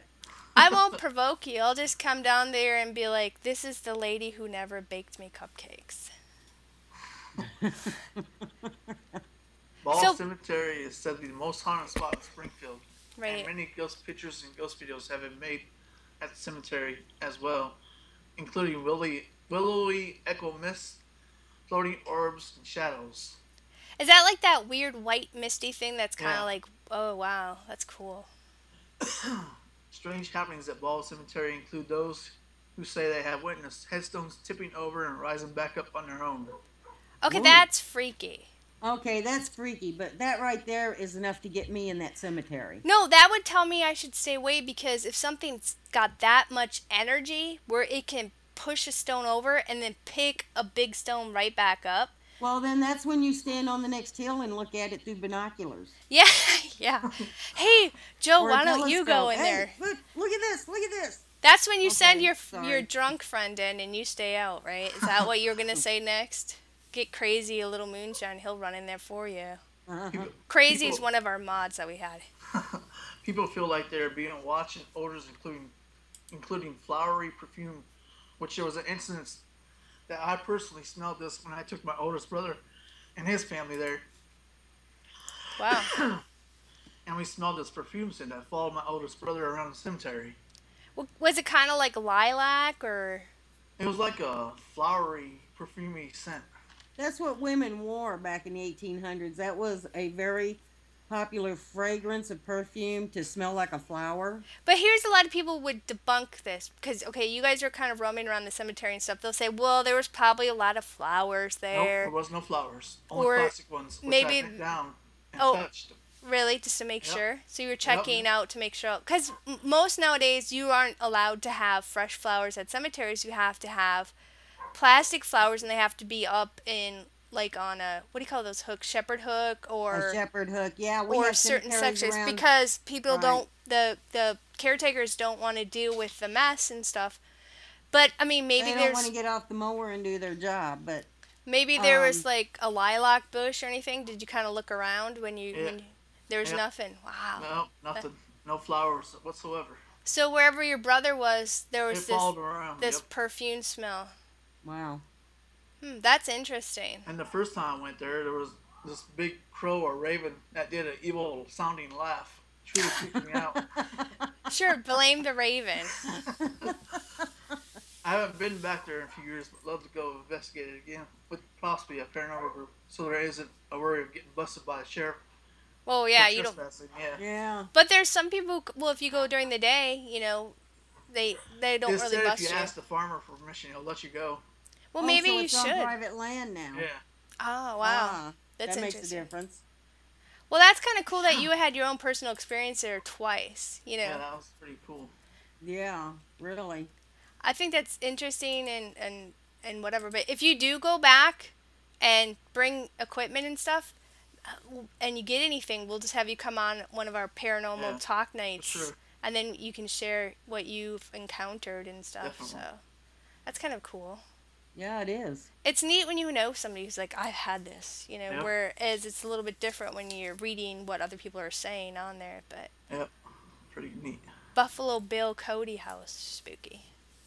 Oh, this is one. I want to go to this place so bad. I love American history, especially Western history. The Buffalo Bill Cody House sits at 2921 Scouts Rest Road in North Platte, Nebraska. The original house was 8 rooms. It was built in 1886 and cost a whopping $3,900 to build. Now, that was a lot of money back then. In 1901, there were an additional 10 rooms added onto the back of the original house. And by the way, the name of the home is called Scouts Rest. That's kind of a cool name. Yeah, it is. I like that name. Well, William F. Buffalo Bill Cody was a Pony Express rider. He was an Army Scout, he was a buffalo hunter, and he was a showman. And this is just a little bitty spooky history tidbit. Buffalo Bill Cody is not only credited with killing more buffalo than anyone, he is also credited with saving the buffalo from extinction. What? Uh, How does that happen? I kill well, almost all of you, but I'm going to save this one mama and baby. Hey, everybody praise me, well, the buffalo used to be in the millions, Right. Well, yeah, because everybody and came in they and were slaughtered killed them. off so much for their meat and their hides that Not they so much the meat, just the hides. they dwindled down to just a few thousand, and Buffalo Bill saw this and realized that the buffalo was on the edge of extinction. So what he did, he acquired this small herd, and he had the first privately owned buffalo herd in the country with the sole purpose of saving them, and he did it. So, anywho, I can go on and on about Buffalo Bill Cody, but That's I'm a saving different that. show. Yeah, I'm saving that for a future topic for one of our Wild West shows. But anyway, The ranch was like originally 4,000 acres, which was a lot of land back then. But today it's only like 25 acres, and these 25 acres make up the Buffalo Bill State Park and Museum. Cool. Now, according to the workers at this ranch, there have been a lot of paranormal activity over the years. Some have even been witnessed by some of the more credited adults in North Platte. Does that mean sober ones? Yeah, the No, sober sober ones, ones. Okay. as well as tourists and tour guides. Okay. Credited. That's like what's that? But That's the one who's sober this week. well, the current park superintendent claims to have had many encounters over the years. As a matter of fact, when he first became the superintendent, he didn't believe in the paranormal, but he says working there made him a believer. Well, why? He claims that he has heard footsteps on the stairs and on the second floor. They say at Christmas time, when they decorate the place, that if they would put ornaments on Buffalo Bill's dresser and they would end up on the floor. They would close his closet and latch it, but the next morning the door would be completely open. And they even, excuse me, they even claim that the front door will open even though it had been closed and locked. But if Now, it's an old house and certain floors, and warping of over time, that could explain maybe didn't latch 100% as far as the front door goes. But well, I mean, that's you true. can you can tell distinct footsteps walking above your head. I mean, there's Right. no, because that happens at our farmhouse like a lot, and there's Yeah. nobody upstairs. So Well, the tour guides have claimed that someone or something will rub against them. A rocking chair will start rocking with no one in it, and sometimes it'll rock for hours. that'd be cool to see. That is cool. The smell of cigar smoke in certain rooms, and smoking is not allowed in the house. Yeah, but my theory about cigar smoke. I mean, smoke stays in walls and stuff for like a long time. So if you Well, get like you certain can smoke temperatures You can and smoke a stuff. cigarette outside, and when you walk into a place, especially a place where no one smokes, you can smell that. Well, but The not scent, just that, but the wall. If you have an avid smoker for years and years and years, it's embedded in the wood. Just like people who, right? old farmhouses or Well, old he, buildings where they had stoves to cook yeah. to Well, heat the according to house, people, wood he loved smoke. his cigars. Well, yeah, Um, but I'm just saying that could be almost kind of debunked. well, Cigarette that's smell. true. Well, that's true too. The scent of a woman's perfume and the sound of skirts rustling as if someone was walking away in a hurry. Now, back then, the petticoats that these women wore, when they walked, they would ruffle because they were real stiff petticoats, and they just rubbing up against the fabric of the dress, you'd get this rustling sound. Wow. Um, there are even times when workers would arrive, to go to work in this place, and they would find Cody's big, heavy leather chair blocking the door, even though it was normally in another room. Wow. People have claimed that the lights go on and off at all hours of the night. Why people are out there at night, I don't know. Well, maybe they're driving by. Well, could be, who knows. There's reports of an apparition in one of the upstairs windows that could be seen from the outside. Reports of voices being heard throughout the house. Drawers and cupboards found open. One time, the small girl who was part of the tour was seen shaking hands in thin air. Like she was And shaking an apparition's hand. well, when her father asked her what she was doing, she said she was shaking hands with the nice man. And when they showed her a picture of Bill Cody, she claimed that was the man she was talking to. Wow, that'd be cool. Yeah, really. But most of the hauntings are said to happen in the winter when the ranch is closed to the public, but they can and do happen all year round. And the ranch is open from March to the end of October, and most visits are self-guided. You go That's in even there. cooler, yeah. I know. I love Um, self-guided tours. I do too. I just love self-guided tours. I self-guide myself through your kitchen all the time. Yeah. But you can get a guided tour. The guided tours are available by appointment, and all vehicles are charged an admission fee, and there is overnight camping along the North Platte River. I would go here. Okay, one, the house is But I could, awesome, but but you look know at how much what? activity's going on. Well, the fees for automobiles are something like $5. But you know what? Carpool. I would love to go to this place. And one of these days, I got this on my bucket list. I'm going to go out there. I mean, if there's that much activity, because they said that there has been activity in this place for years and years. Oh no.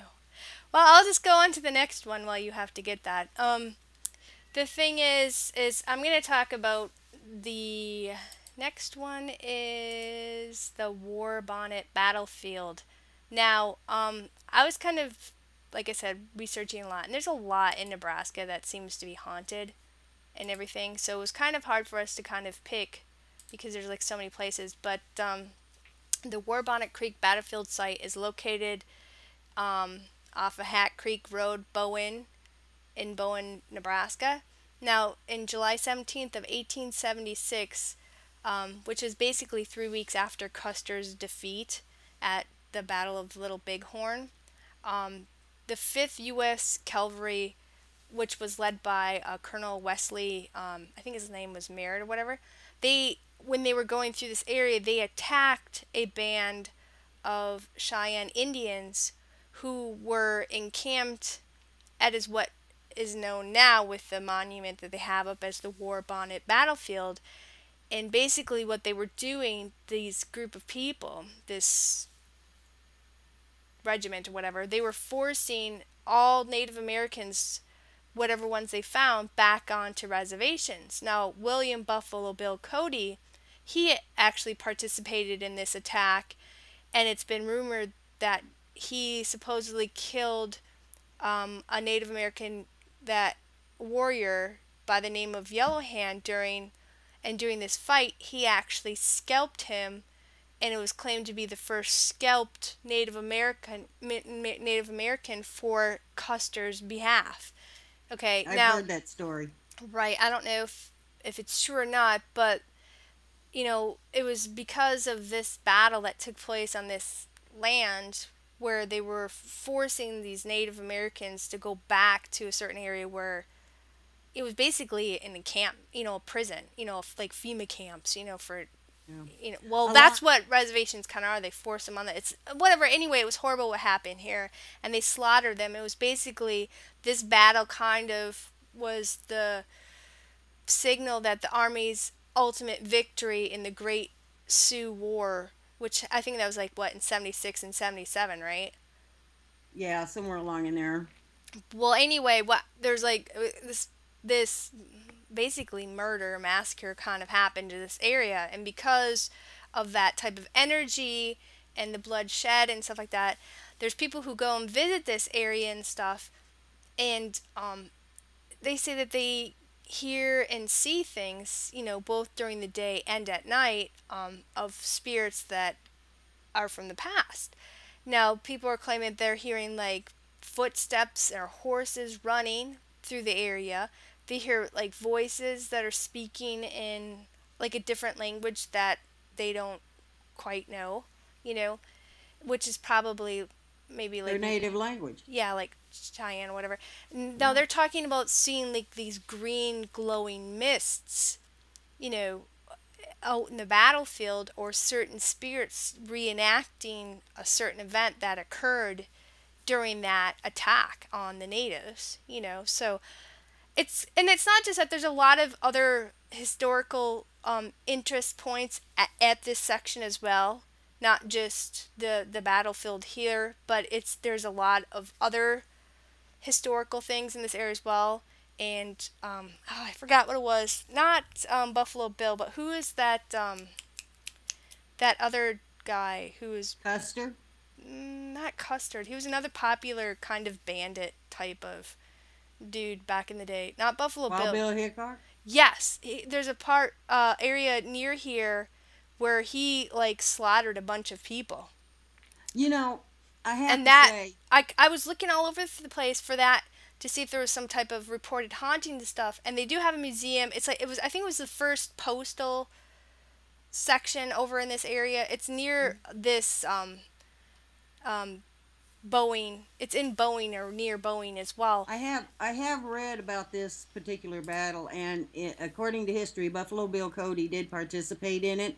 Hmm. Um, a lot of people think that Buffalo Bill Cody was a hero, and he was actually a very vicious man when he was fighting Indians and was an Army Scout, and stuff like that. He wasn't the sweet Hmm. guy that people thought he was. I mean, even when he had his Buffalo Bill's Wild West show, he was. They say he was a ruthless boss. He wanted things his way, and he did not care how he did it. Um, but this particular battle was very, very brutal. Right, and it. But like I said, they basically, because of the Custer's defeat earlier in the Little Bighorn, these certain groups like the 5th U.S. Cavalry, I mean, they were out on basically a rampage to take out any natives that they saw who were not Well, so on wasn't the reservation. so wasn't Custer. Custer was ruthless. Well, yeah, I mean, he led the Seventh Cavalry. He was ruthless, but karma finally caught up with that guy. well, right, but there's these certain points in when where these battles and other things like even the Civil War sections Mm-hmm. where they had those battlefields and stuff, they have just as much activity. If it's Right. residual, is it because of the energy that or the bloodshed that happened there, or if it's like a true haunting and stuff. This is another section where a lot of people have said they've been touched, heard voices, seen apparitions. They've seen green glowing mists, and they've seen spiritual type of things that are like almost reenacting the event Right. that occurred and Well, stuff. from a paranormal point of view, I like visiting places where battles took place because Well, you like history usually, too, though. well, I love history. I absolutely love American history, You should learn the history of I baking. like Western. Yeah, right. And I really enjoy Western history. But I like to visit these places where battles have taken place because you never know what you're going to see. I've been by the Little Bighorn. Hmm. I've never stopped there, but I was going by there one day and I could see these figures out there, and they weren't solid. I mean, you could see right through them. And I stopped alongside of the road just to see what they were doing, and it looked like more like a residual haunting to me. But it, these battlefields have so much energy that you just never know what you're going to encounter at them. Right. I would definitely go check out this area, not just I would because, too. but I like the history. I like different things as well. I mean, me and you like a plethora of different things. But I we're gonna go quickly, kind of shoot on to the next one. I think Richard had another one. I think. Yes, Robbers Cave, located in Lincoln, Nebraska, near 10th and High Streets. It was called Powhatan Bluff by Pawnee Indians who came here to contact Turawa, which meant God of all things. It was later a stop on the Underground Railroad, and in 1876, Jesse James used it as a hideout. Wow. Well, Later on, Jesse James used a lot of hideouts. yeah, and later on, because of the proximity of it to the state penitentiary and mental hospital, there were reports of many convicts and patients ending up here through tunnels from their respective buildings. Oh wow. So they used it as their escape route too. Some of them died in a robber's cave and led to rumors of the cave being haunted. Witness accounts say you can hear Native American chants and drums, as well as screaming, crying, laughing, and voices. That's a lot of activity. The Yeah, cave really. the cave is sealed and a subway is said to sit up atop the original cave entrance. Just this year, a local brewery has had interest in reopening it. Another brewery used it for storing beer in 1869. Well, that makes sense because it keeps your stuff cool and Yeah. But Lincoln Brewery enlarged the existing cave and stored barrels of finished beer as well as beer making ingredients there. Workers for the brewery spent 3 years digging out the South Dakota sandstone, eventually making a 600 square foot warehouse space. Wow, that's a lot of work. The brewery sold in 1873 and later went out of business. Since then, beer and Robbers Cave have only gone together in ways most people would prefer not to talk about. Yeah, no doubt. Really? An owner of a local brewery who wants to resurrect history and reopen it to the public. Right, and that's what I was hearing, because I was kind of looking around and stuff. And they've tried the town or whatever, they've tried to seal off a couple of times the opening and stuff because a lot of teenagers and people are Right. going Yep. in there and they're partying and who knows what they're doing in there. But, I mean, it's huge. I mean, we couldn't show all the different photos because again, like I said, we don't want to infringe on people's copyrights and stuff like that. But you can type in Robbers Cave in Lincoln, Nebraska.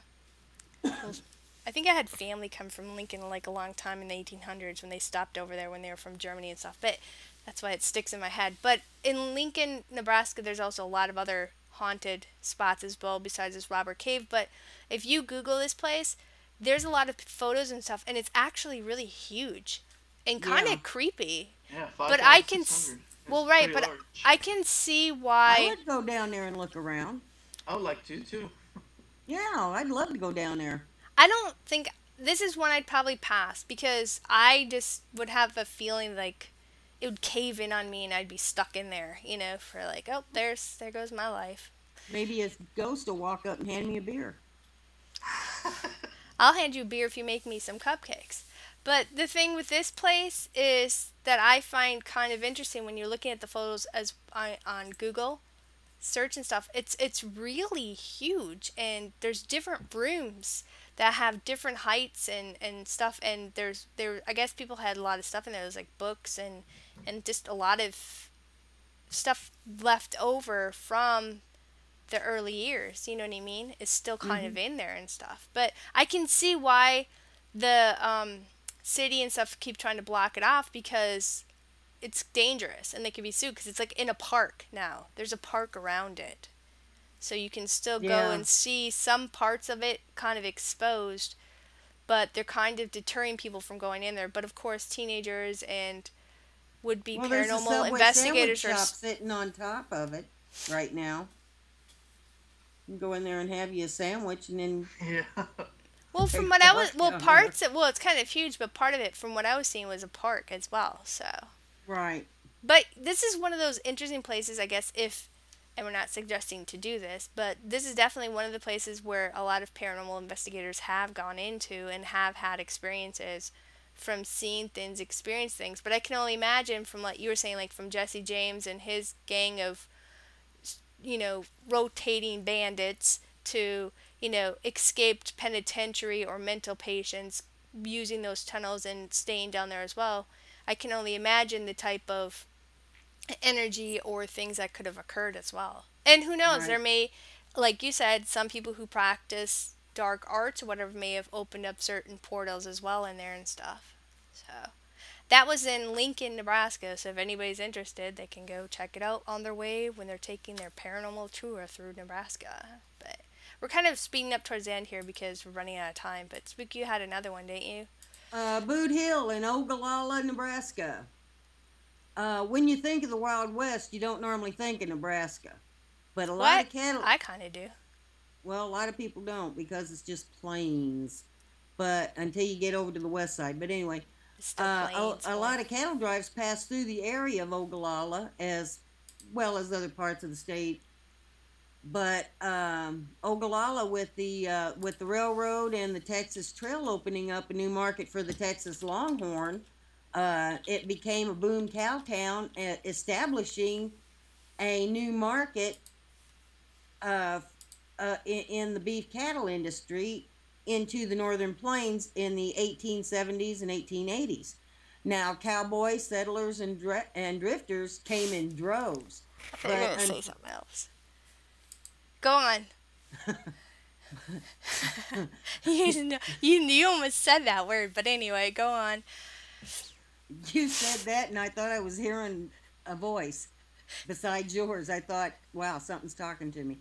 But anyway, like I started saying, unfortunately, as The with all boom voices in your towns, head. it also attracted the unsavory people as well. Now, any cemetery in the country, and trust me, there are plenty, but most of them are located in the West that are named Boot Hill, are named so because the cowboys that are buried in them are done so with their boots on. Although I've never read anything about cowboy burials that said that they weren't. But anyway, in the Ogallala Cemetery, they were buried in canvas sacks and then buried in a shallow grave, and then the graves were marked with a wooden headboard. Mm-hmm. Now, according to what I read, the first burial was a woman and child, but there were also a lot more buried there who kind of ran afoul of the law. Some for stealing horses, which at the time was a hanging offense. Some for refighting the Civil War, and that was common when a so-called Yankee and a rebel happened to meet. And others for cheating at poker or any other game of chance where money was involved, as well as, other offenses. Mm-hmm. Well, in July of 1879, three cowhands were buried in the same day, and all of them were victims of the local sheriff, trying to have a shootout with the local sheriff. And a man called Rattlesnake Ed was shot down in a local saloon called the Cowboys Rest, Why which is everybody called Rattlesnake? I don't know, but it's like I said, anytime that you encounter someone with rattlesnake in their name, leave them alone. I'm going to go out west on my paranormal tour, and I'm going to make everybody call me Rattlesnake Raven. Well, Rattlesnake Ed was shot down in a local saloon called the Cowboys Rest, which I love that name, and over a $9 bet in a Monte game. Now, back then, $9 was a heck of a lot of money to be losing in a card game. It's a lot for me now, $9. Yeah, I hear you. When you visit the old cemetery, the first thing you notice after you see the life-size statue of a cowboy on a horse. I think you say life-size cow. Like, look, the whole town's surrounded by a big cow. I almost did. I'm starting to get tongue-tied. Moo. It's the statue is titled "The Trail Boss," are the graves, or I should say, the lack of graves. Yeah. Now, most of them have been moved to a special section of the city cemetery, which was established because families and other so-called decent folk did not want themselves or their children buried next to an outlaw. And the few that remain in Boot Hill are unknowns or unclaimed. Wow. Now, according to reports, the hauntings are of apparitions of cowboys wandering around the cemetery in strange lights at night. Now, it's not a lot of activity, but it's enough to make me want to check it out. I don't mind walking around by a bunch of cowboys live or dead. I'm just saying, some cowboys are pretty hot. Yeah, they are. As we get stuck there. Anyway. That's all I'm going to say about it. That's cowboys.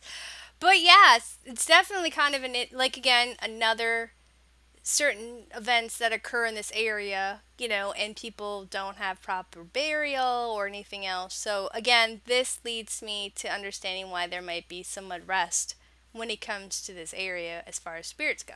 For one thing, I'd get wore out just walking up the stairs to the place. But at the time, can you imagine? They just walked up that hill. Find a cowboy. He'll bring you up there for you. Yeah, there you go. I see. That's another place I'd go to. I'm gonna kind of skip over to the next one real fast because we've been talking a lot and we've kind of been out of routine, and we're running out of time a little bit. So when we get back to our next shows after this one, we'll get back into our natural show talk. Isn't that what we're doing now? I guess. We have the typical slams and stuff. But the Captain Bailey house, which is now a museum, is located off of Main Street in Brownville, Nebraska. This town is awesome, okay? Don't just go here for the Captain Bailey Museum, but there is a lot of the older homes that they've kept historically the same since they were first built in the 1800s. It's a neat town, and there's like a lot of different museum type buildings in this town, so I totally suggest to go check out the Brownville, Nebraska, not just for the paranormal, but because it's almost like you're stepping back in time. and I thought it was really interesting. And you can Google it and kind of zip around that way, but until you can get money and do a road trip. But the Captain Bailey House is on the National Registry of Historic Places, and it was built in the 1800s. Which seems to be the theme in all these buildings. It's in the 1800s. It was originally set near the Missouri River, but because the Missouri River is kind of like a massive river, it was kind of changing course a lot over the Right. years, and it kind of was eroding away certain embankments and stuff. So they didn't want to lose this building, so they moved it, and they basically disassembled it brick by brick, right? And then Right. rebuilt it in 1877 where it's at today on Main Street in Brownville. Now, Captain Bailey was said to be like this Civil War captain. Now, he resided in that home until his death, and I think that was, before they moved it, which I think, like a lot of people say, when you do any type of restoration or anything like that, it kind of stirs up activity, and it was Right. moved from its original place into this new place. So that's kind of like they were kind of saying that's when things were starting to be reported by word of mouth and then on Yeah, to but what we have wasn't he nowadays. still But wasn't he still alive though when they moved this house? I'm Or not do you know? I'm not 100% sure. I think he may have passed Because they moved before it in like 77. 1877, yeah. Right, but I'm not sure because it was built in 1800s. So that's would make him what, 77 years old. Yeah, it could happen. I'm not 100% sure, but I thought that he may have passed beforehand Okay. from what I was reading. There may be conflictingness here, and we apologize to anybody who truly knows the history. We don't 100%. But I know it was sad that Captain Bailey kind of had some issues, not so much him, but his neighbor had issues with him for whatever reason. I'm not really 100% sure, but it was kind of like there was anger and jealousy issues, and supposedly the neighbor poisoned Captain Bailey, in who some say nowadays, up to now and back then, that in the Seven Gable house, that they are experiencing hauntings and stuff and everything else, but it could be because it is a museum, and it contains many of the historical artifacts from the Brownville town as well. So it might not just be Captain Bailey who's residing there, but because there's so many historical artifacts from around the town and different time periods and whatever, it could have brought things into that home as well. But they're saying Right. that there's doors that won't stay closed, they're always opening and closing. They hear like piano playing late at night, they hear whispering. Of course, you see the shadowy figures being seen throughout the house. Um, and like I said before, a lot of people said that once the house was moved from its original location in 77, that's when the activity occurred, where I don't think there was any activity prior before that. So that's why I believe, from what my research was, that I think he did pass prior, and they wanted to keep that house, and that's why they moved it to Main Street. And you know what I mean? But it Right. is a museum, and they It's a have, great looking house. well, yeah, and like I said, the whole town's awesome. But I mean, it's open Saturday and Sunday from 1 to 4 p.m., mid May through mid October. You can call for special appointments if you're into, like I said, historically preserved towns. They also have paranormal activity, so you might want to check out the whole town of Brownville, Nebraska, because I guess the city of Brownville was established in like 1854 by Richard Brown, and it's said to be one of the oldest. Some say it's the oldest historical frontier river town in the state of Nebraska. So it's like they're saying the whole town's kind of active, not just the Captain Bailey house, but the whole town, and it's kind of neat because you're almost like stepping back in time. So Wow. that's definitely a place, if you guys are into paranormal and into history, to go to Brownville, Nebraska, because you'll enjoy it from what they're saying. So, Let's go on to the Peterson house. The whoops, Peters I don't have a picture for the Peterson house. That's all right. the Sorry, Peterson guys. house. Oh. Go ahead, Richard. The Peterson House, located in Hastings, Nebraska, is 20 miles south of Interstate 80. The house itself was probably built in the 20s and rented out to various people throughout the years. In the 1930s, a young woman by the name of Anna C. Peterson rented a room here as she was employed in the laundry room of the Mary Lanning Hospital. Originally, she had come from another small Nebraska town to live in Hastings. She was described by an older lady who worked with her as a quiet, private, lonely person who was friendly and kind of mannered and really loved babies, but was never married. It is reported that she died in her late 30s, perhaps by disease, but more likely from giving childbirth. It is thought that someone could have taken advantage of her genial, trusting disposition and a strong desire to be a married woman with family. If she had been living now, she would have been able to adopt an older child. That's true. Mm-hmm. However, in her day, the only accepted way was to be married. Back in 1962, the Nelson family were the current renters. They had just a baby boy who was sleeping in their room. One early morning, about 3 a.m., their son, partially awakened by the pounding rain on the roof, he looked over at the restless baby in the crib, which is 10 feet away from them. Mm-hmm. He saw a white, misty form of a woman that materialized into a detailed apparition of a young woman whose Wow. back was towards him. Wow. So he watched it as it manifested. This No. female apparition. Yep. Yeah, Wow. he did. Nelson described her as being a stocky, medium-sized woman dressed in a green uniform-type dress with dark stockings and black Oxford-type shoes, which is what she wore at her job at the hospital. Her complete. Oh, yeah. Wow. She had brown eyes, and her brown hair was pulled back in a bun. She was gently and skillfully patting his son's back. That would freak me out. Me too. Like, put my kid down. He could see the crib and wall right through her. She turned back and looked at him and gave him a kind, loving smile. He got a mental communication from her that her name was Ann Peterson, and the knowledge that she had died in less than happy circumstances. She also communicated to him mentally that she deeply regretted the fact that she had never been married and had babies of her own. Oh, excuse me. So that's why she was visiting on his child. Yeah. Right. He wasn't afraid of her and felt assured by her presence, feeling she meant no harm and just wanted to help. A week later, the baby once again awakened by a rainstorm, and again Nelson woke to find her soothing the baby back to sleep. This time he wrote down his experiences. Mm-hmm.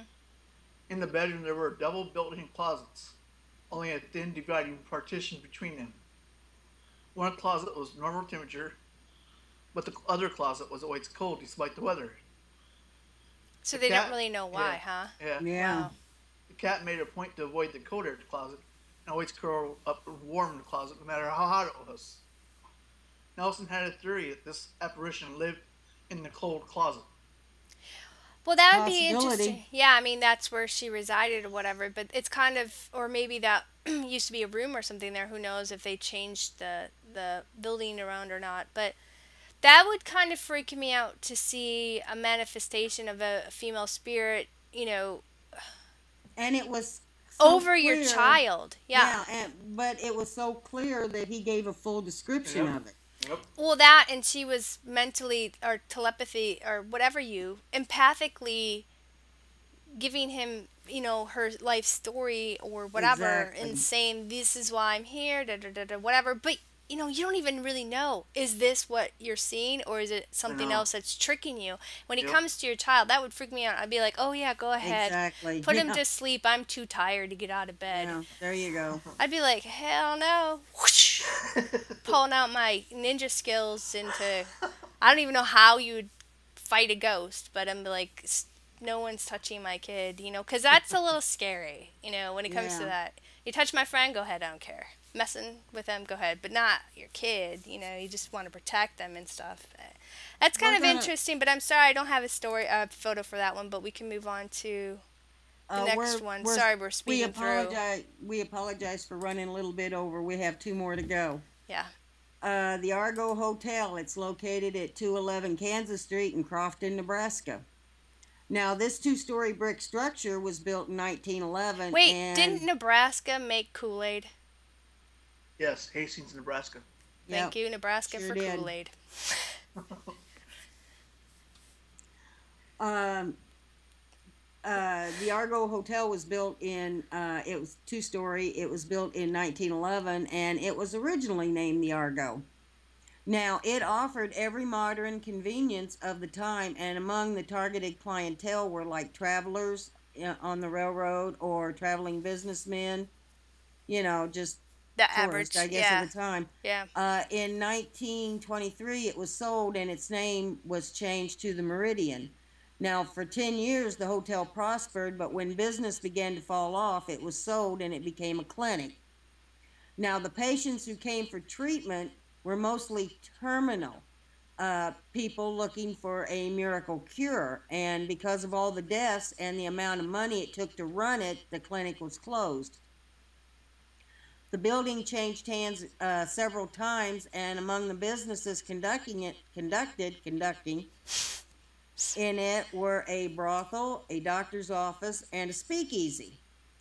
Now, in 1962, There's always a speakeasy, I'm just saying. always a speakeasy and always a brothel.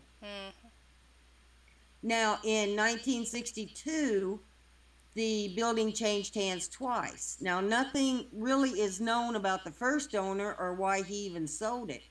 But the second owner was a doctor who ran his own private practice, and he ran it for several years, and then one day just simply closed the doors. He was probably like, I'm retiring, I'm out of here.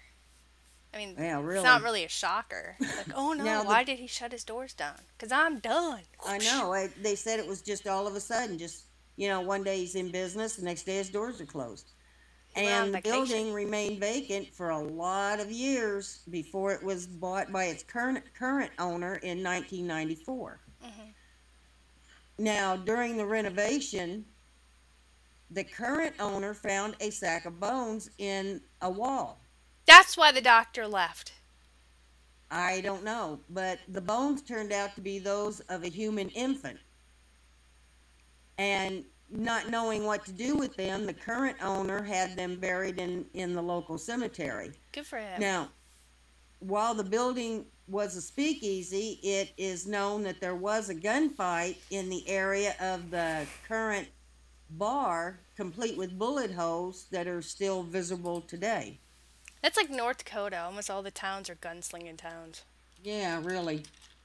But there's been quite a bit of paranormal activity reported at the Argo in the past 60 years. And by the way, when the current owner bought it, she renamed it back to the Argo. But in the past 60 years, there's been a lot of paranormal activity reported here. One is the apparition of a tall man in what appears to be a hospital gown. There are cold spots. Some of the more common reports by both employees and guests are of doors slamming, glasses shattering for no reason, voices of children, apparitions, even reports of hearing a baby crying and a woman calling for her lost child. Now, in the basement, there is the restless spirit of a woman called Alice, who died in childbirth in the 1940s, and she's been seen and felt in the building ever since. They say she haunts the Argo looking for the baby she lost over 70 years ago. And the strange thing, Alice's portrait hangs in the lounge over the bar. And they say the weird thing about it is that you can't see it in the light or the dark until you shine a flashlight on it. What? That's creepy. That's creepy, and that little fact alone is enough to make me just go in there and have a drink at the bar just to see that. That's interesting. I don't know. Yeah, really. That's like... In daylight. They said in daylight you can't even see her in that portrait. until you shine a flashlight on it. Okay, what kind of flashlight? Regular I flashlight don't or know. It like a just said black light? You know, like how you it see just blood and said it urine just or said a what? flashlight. That's But so creepy. That'd be like, that's like your typical horror movie type I know. scenario. You're like going through this house, because the breakers went out and then you Yeah. shine the flashlight and all of a I sudden there's know. the Here we creepy zombie or ghost. I'd here be like, we oh, are. Here hell we no, I'm out of here here. we are. Here we are in the bar, and this is a picture of Alice who lives in a basement. Oh, wait a minute, you can't see her. Let me get my flashlight. And it's high noon. But today the That's hotel freaky. operates as a bed and breakfast, and it's a small hotel. Only accommodates like 11 guests. Which is cool because then you could rent, like, a I know. paranormal group can I go love those rent out small every hotels. room and say, Yeah. hey, we'll rent out every room if you let us investigate for like 4 nights and give us a little discount. And then we'll promote your site too. That'd There be you cool. go. Plus, the building looks kind of neat anyway. So I'm sure it's Yeah, not it the does. only It looks building in it this area as well that's haunted. So. could be. But like I said, today the hotel operates. It's a bed and breakfast, a steakhouse, and a speakeasy, and they have live entertainment on weekends. And the ghosts are still active. You know what? This is the only building that we've talked about so far, or area with that's in the 1900s, not the Yeah, 1800s. So yeah. that's a different one. But you know what? This is a place where I bet you they would allow you to do investigations. Because I want somebody, you know what? If there's a paranormal group in Nebraska, can you please go investigate the ARGO Hotel and then upload it on And they YouTube? do admit this place is haunted. Even the current owner says that she has encountered things in there. So, but she's still operating it. It's a woman that owns it now. It's a small hotel. Like I said, it's also a steakhouse and I could see a like a spirit. speakeasy. I mean, you could see where my mouse is, but I could see a spirit that'd be walking up and down the top of this part here. It'd be at night and you're just like going down the street. That would be the section where you'd Mm-hmm. see a spirit from back in the day. They'd just be hanging out having a cigar or something. That would be the place you'd see them, wandering back and forth on the top. But Well, yeah. that balcony on the top, see on both sides there, those are suites, and only the suites have that balcony.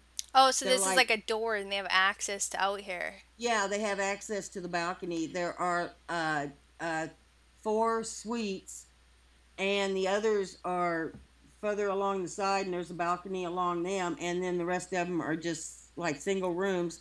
And the place, like I said, it's a small place. It only accommodates like 11 overnight guests.